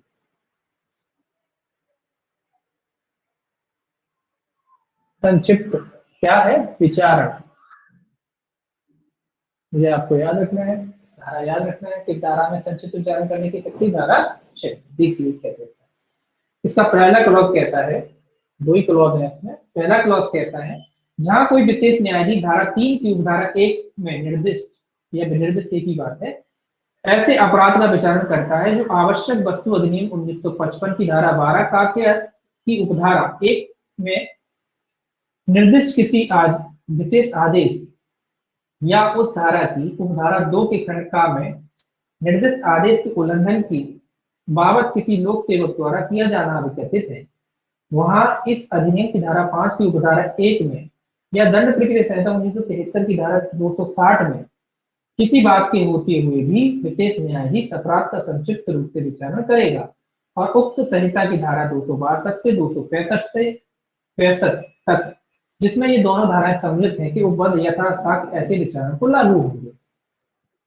समरी ट्रायल तो आप जानते हैं 262, तो वो तो कोई बात ही नहीं कि कहां से कोई प्रोविजन लागू हो। तो ये कह रहा है कोई भी विशेष न्यायाधीश, और अगर कोई व्यक्ति जो है अपने आवश्यक, ये जो एक्ट पढ़ा था माइनर एक्ट, इसमें आवश्यक वस्तु जो अधिनियम था आपने पढ़ा है, ये क्या है, आवश्यक वस्तु अधिनियम है 1955 ही है, 1955 जो आपने पढ़ा है 82 में। ये कह रहा है ऐसा कोई अपराध है, अगर कोई लोक सेवक ऐसा कोई अपराध करता है जो इस अधिनियम के तहत आता है, इस अधिनियम के तहत अगर कोई ऐसा अपराध आता है तो जो विशेष न्यायाधीश है उस मामले के बाद आप इतना याद रखें कि कोई ऐसा कोई काम है जो इस अधिनियम के तहत आता है, ऐसा कोई लोक सेवक है जिसने ऐसा कोई काम किया है जो इस अधिनियम के तहत आता है, तो उस मामले का विशेष न्यायाधीश क्या कर सकता है, संक्षिप्त विचारण कर सकता है। किस मामले का कर सकता है, जो इस अधिनियम के तहत आता है। ऐसा कोई अपराध किसी लोक सेवक ने किया है जो आवश्यक वस्तु अधिनियम 1955 के अंतर्गत आता है, तो विशेष न्यायाधीश उसका क्या कर सकता है, संक्षिप्त विचारण कर सकता है। ये याद रखना, ये इंपॉर्टेंट, ये याद रखना। कौन से मामलों का संक्षिप्त विचारण करेगा, इन मामलों का जो इस अधिनियम के तहत आता है और उसमें कोई ना भ्रष्टाचार किया। आप कहोगे उस अधिनियम को, उसमें भ्रष्टाचार तो किया होगा ना, आवश्यक वस्तु था, जो आवश्यक वस्तु है ना, उन पे आप क्या कर रहे हो, खाना पूर्ति कर रहे हो, भ्रष्टाचार कर रहे हो, तो फिर आप भ्रष्टाचार अधिनियम लगे। तो ऐसे मामलों का जो विचारण है कैसे किया जा सकता है, संक्षिप्त रूप से किया जा सकता है विशेष न्यायाधीश द्वारा। ये तो आप जानते हैं कि जब संक्षिप्त विचारण क्या रहेगा तो सीआरपीसी की जो प्रोविजन है संक्षिप्त विचारण की, तो यहाँ भी लागू होंगी। ये कह रहा है ना 262 से 265 तक, 262 से लेकर 265 तक के जो उपबंध है संक्षिप्त समरी ट्रायल के, आपने पढ़े होंगे संक्षिप्त विचारण के सीआरपीसी के, तो वो प्रोविजन यहाँ भी लागू, ये तो कोई खैर खास नहीं है, ये तो सभी को जानते हैं। तो समरी ट्रायल की जो प्रोसीडिंग है वो यहाँ भी लागू होगी, जो प्रक्रिया है संक्षिप्त विचारण की सीआरपीसी की वो यहाँ भी लागू होगी। 262 से 265 तक की जो प्रोविजन है वो यहाँ भी लागू हो, है ना, तो ये यहाँ भी लागू होगी, तो इसमें कोई दिक्कत नहीं है। बस इतना याद रखना कि किन मामलों को करेगा, आवश्यक वस्तु अधिनियम 1955 के तहत जो मामले आते हैं और अगर उनमें कोई भ्रष्टाचार किया जाता है तो ऐसे मामलों का जो विशेष न्यायाधीश क्या कर सकता है, संक्षिप्त विचारण कर सकता है। परंतु लिखा, परंतु देख लीजिए संक्षिप्त विचारण में परंतु क्यों लिखा है, क्योंकि अब पहले पढ़ लेते हैं। परंतु लिखा इंपॉर्टेंट है, परंतु इस धारा के अधीन किसी संक्षिप्त विचारण में किसी दोष सिद्धि की दशा में विशेष न्यायाधीश के लिए 1 वर्ष से अनधिक की अवधि के कारावास का दंडादेश पारित करना विधिपूर्ण होगा। देखिए परंतु क्या कहता है, परंतु इसीलिए इंपॉर्टेंट कि संक्षिप्त विचारण में कितना दंड दे सकता है, 1 वर्ष, क्योंकि आप जब यहाँ पढ़ोगे तो कितना आएगा, 3 माह आएगा यार सीआरपीसी, भले को सेक्शन ये यूज हो रहे हैं, लेकिन दंड के मामले में यहाँ 3 की जगह क्या अर्थ लगाया जाएगा, 1 वर्ष। यहाँ संक्षिप्त विचारण में कितनी सजा दे सकता है, 1 वर्ष दे सकता है। यहाँ ये याद रखना इंपॉर्टेंट है, संक्षिप्त विचारण में कितनी सजा होती है सीआरपीसी कितना है, 3 माह, आपने पढ़ा होगा। लेकिन वहां 3 माह की जगह यहाँ 3 माह वाली बात लागू नहीं है, गलत है। यहाँ कितनी है, 1 वर्ष। कितनी सजा दे सकता है संक्षिप्त विचारण में, 1 वर्ष तक की सजा, 1 वर्ष से ऊपर नहीं, 1 वर्ष तक की सजा दे सकता है न्यायालय संक्षिप्त विचारण, ये याद रखना इंपॉर्टेंट है। परंतु दूसरा भी है, परंतु यह और की इस धारा के अधीन जब किसी संक्षिप्त विचारण के प्रारंभ पर या उसके अनुक्रम में विशेष न्यायाधीश को यह प्रतीत होता है कि मामले की प्रकृति ऐसी है कि एक अपराध से अधिक के कारावास का दंडादेश पारित करना पड़ सकता है या किसी अन्य कारण से मामले का संक्षिप्त रूप से विचारण करना अवांछनीय है, तब विशेष न्यायाधीश पक्षकारों की सुनवाई के पश्चात उस अपराध का, उस आशय का एक आदेश लिखबद्ध करेगा और उसके पश्चात किसी साक्षी को जिसकी परीक्षा हो चुकी हो पुनः बुलाएगा और मजिस्ट्रेट द्वारा वारंट मामले के विचारण के लिए उक्त संहिता द्वारा विहित प्रक्रिया के अनुसार मामले की सुनवाई या पुनः सुनवाई की कार्रवाई करेगा। ये तो कॉमन बात है। ये कह रहा है कि अब परंतु और में क्या कह रहा है कि जब न्यायालय ने संक्षिप्त विचारण में मामला ले लिया, संक्षिप्त विचारण किसी मामले का कर रहा है, अब आगे जाके उसको लगता है कि नहीं इसमें 1 साल से ज्यादा की सजा देनी चाहिए, इसमें 2 वर्ष देनी चाहिए, 4 वर्ष देनी चाहिए, या उसे लगता है कि इस मामले का विचारण संक्षिप्त रूप से नहीं किया जाना चाहिए, गलत है, ये संक्षिप्त लायक नहीं है, तो क्या करेगा, स्वभाव सी बात है वो मामले की पुनः सुनवाई करेगा। दोबारा से क्या करेगा, जो भी साक्ष्यों की परीक्षा हो चुकी है उनको पुनः बुलाएगा, उनकी पुनः परीक्षा करेगा और कैसे मामले का विचारण करेगा, जैसे वारंट मामले का विचारण मजिस्ट्रेट द्वारा किया जाता है उसी तरीके से क्या करेगा, पुनः मामले का सुनवाई करेगा, है ना। तो ये कह रहा है कि अगर दोबारा उसको लगता है तो फिर वो मजिस्ट्रेट के जैसे वारंट मामले की प्रक्रिया होती है उसी तरीके से फिर रेगुलर जो ट्रायल होती है उस तरीके से मामले का विचारण करेगा। ठीक है, तो बस एक ये चीज को लेते हैं। दूसरा देखिए लास्ट का, ये कहता है इस अधिनियम या दंड प्रक्रिया संहिता 1973 में किसी प्रतिकूल बात के होते हुए भी इस धारा के अधीन संक्षिप्त विचारण किए गए किसी मामले में विशेष न्यायाधीश 1 माह से अनधिक के कारावास का और 2000, ये भी इंपॉर्टेंट है, और 2000 रुपए से अनधिक के जुर्माने का दंडादेश पारित करता है, चाहे उक्त संहिता की धारा 452 के अधीन ऐसे दंडादेश के अतिरिक्त कोई आदेश पारित किया जाता हो या नहीं, किसी दोष सिद्ध व्यक्ति द्वारा कोई अपील नहीं की जाएगी।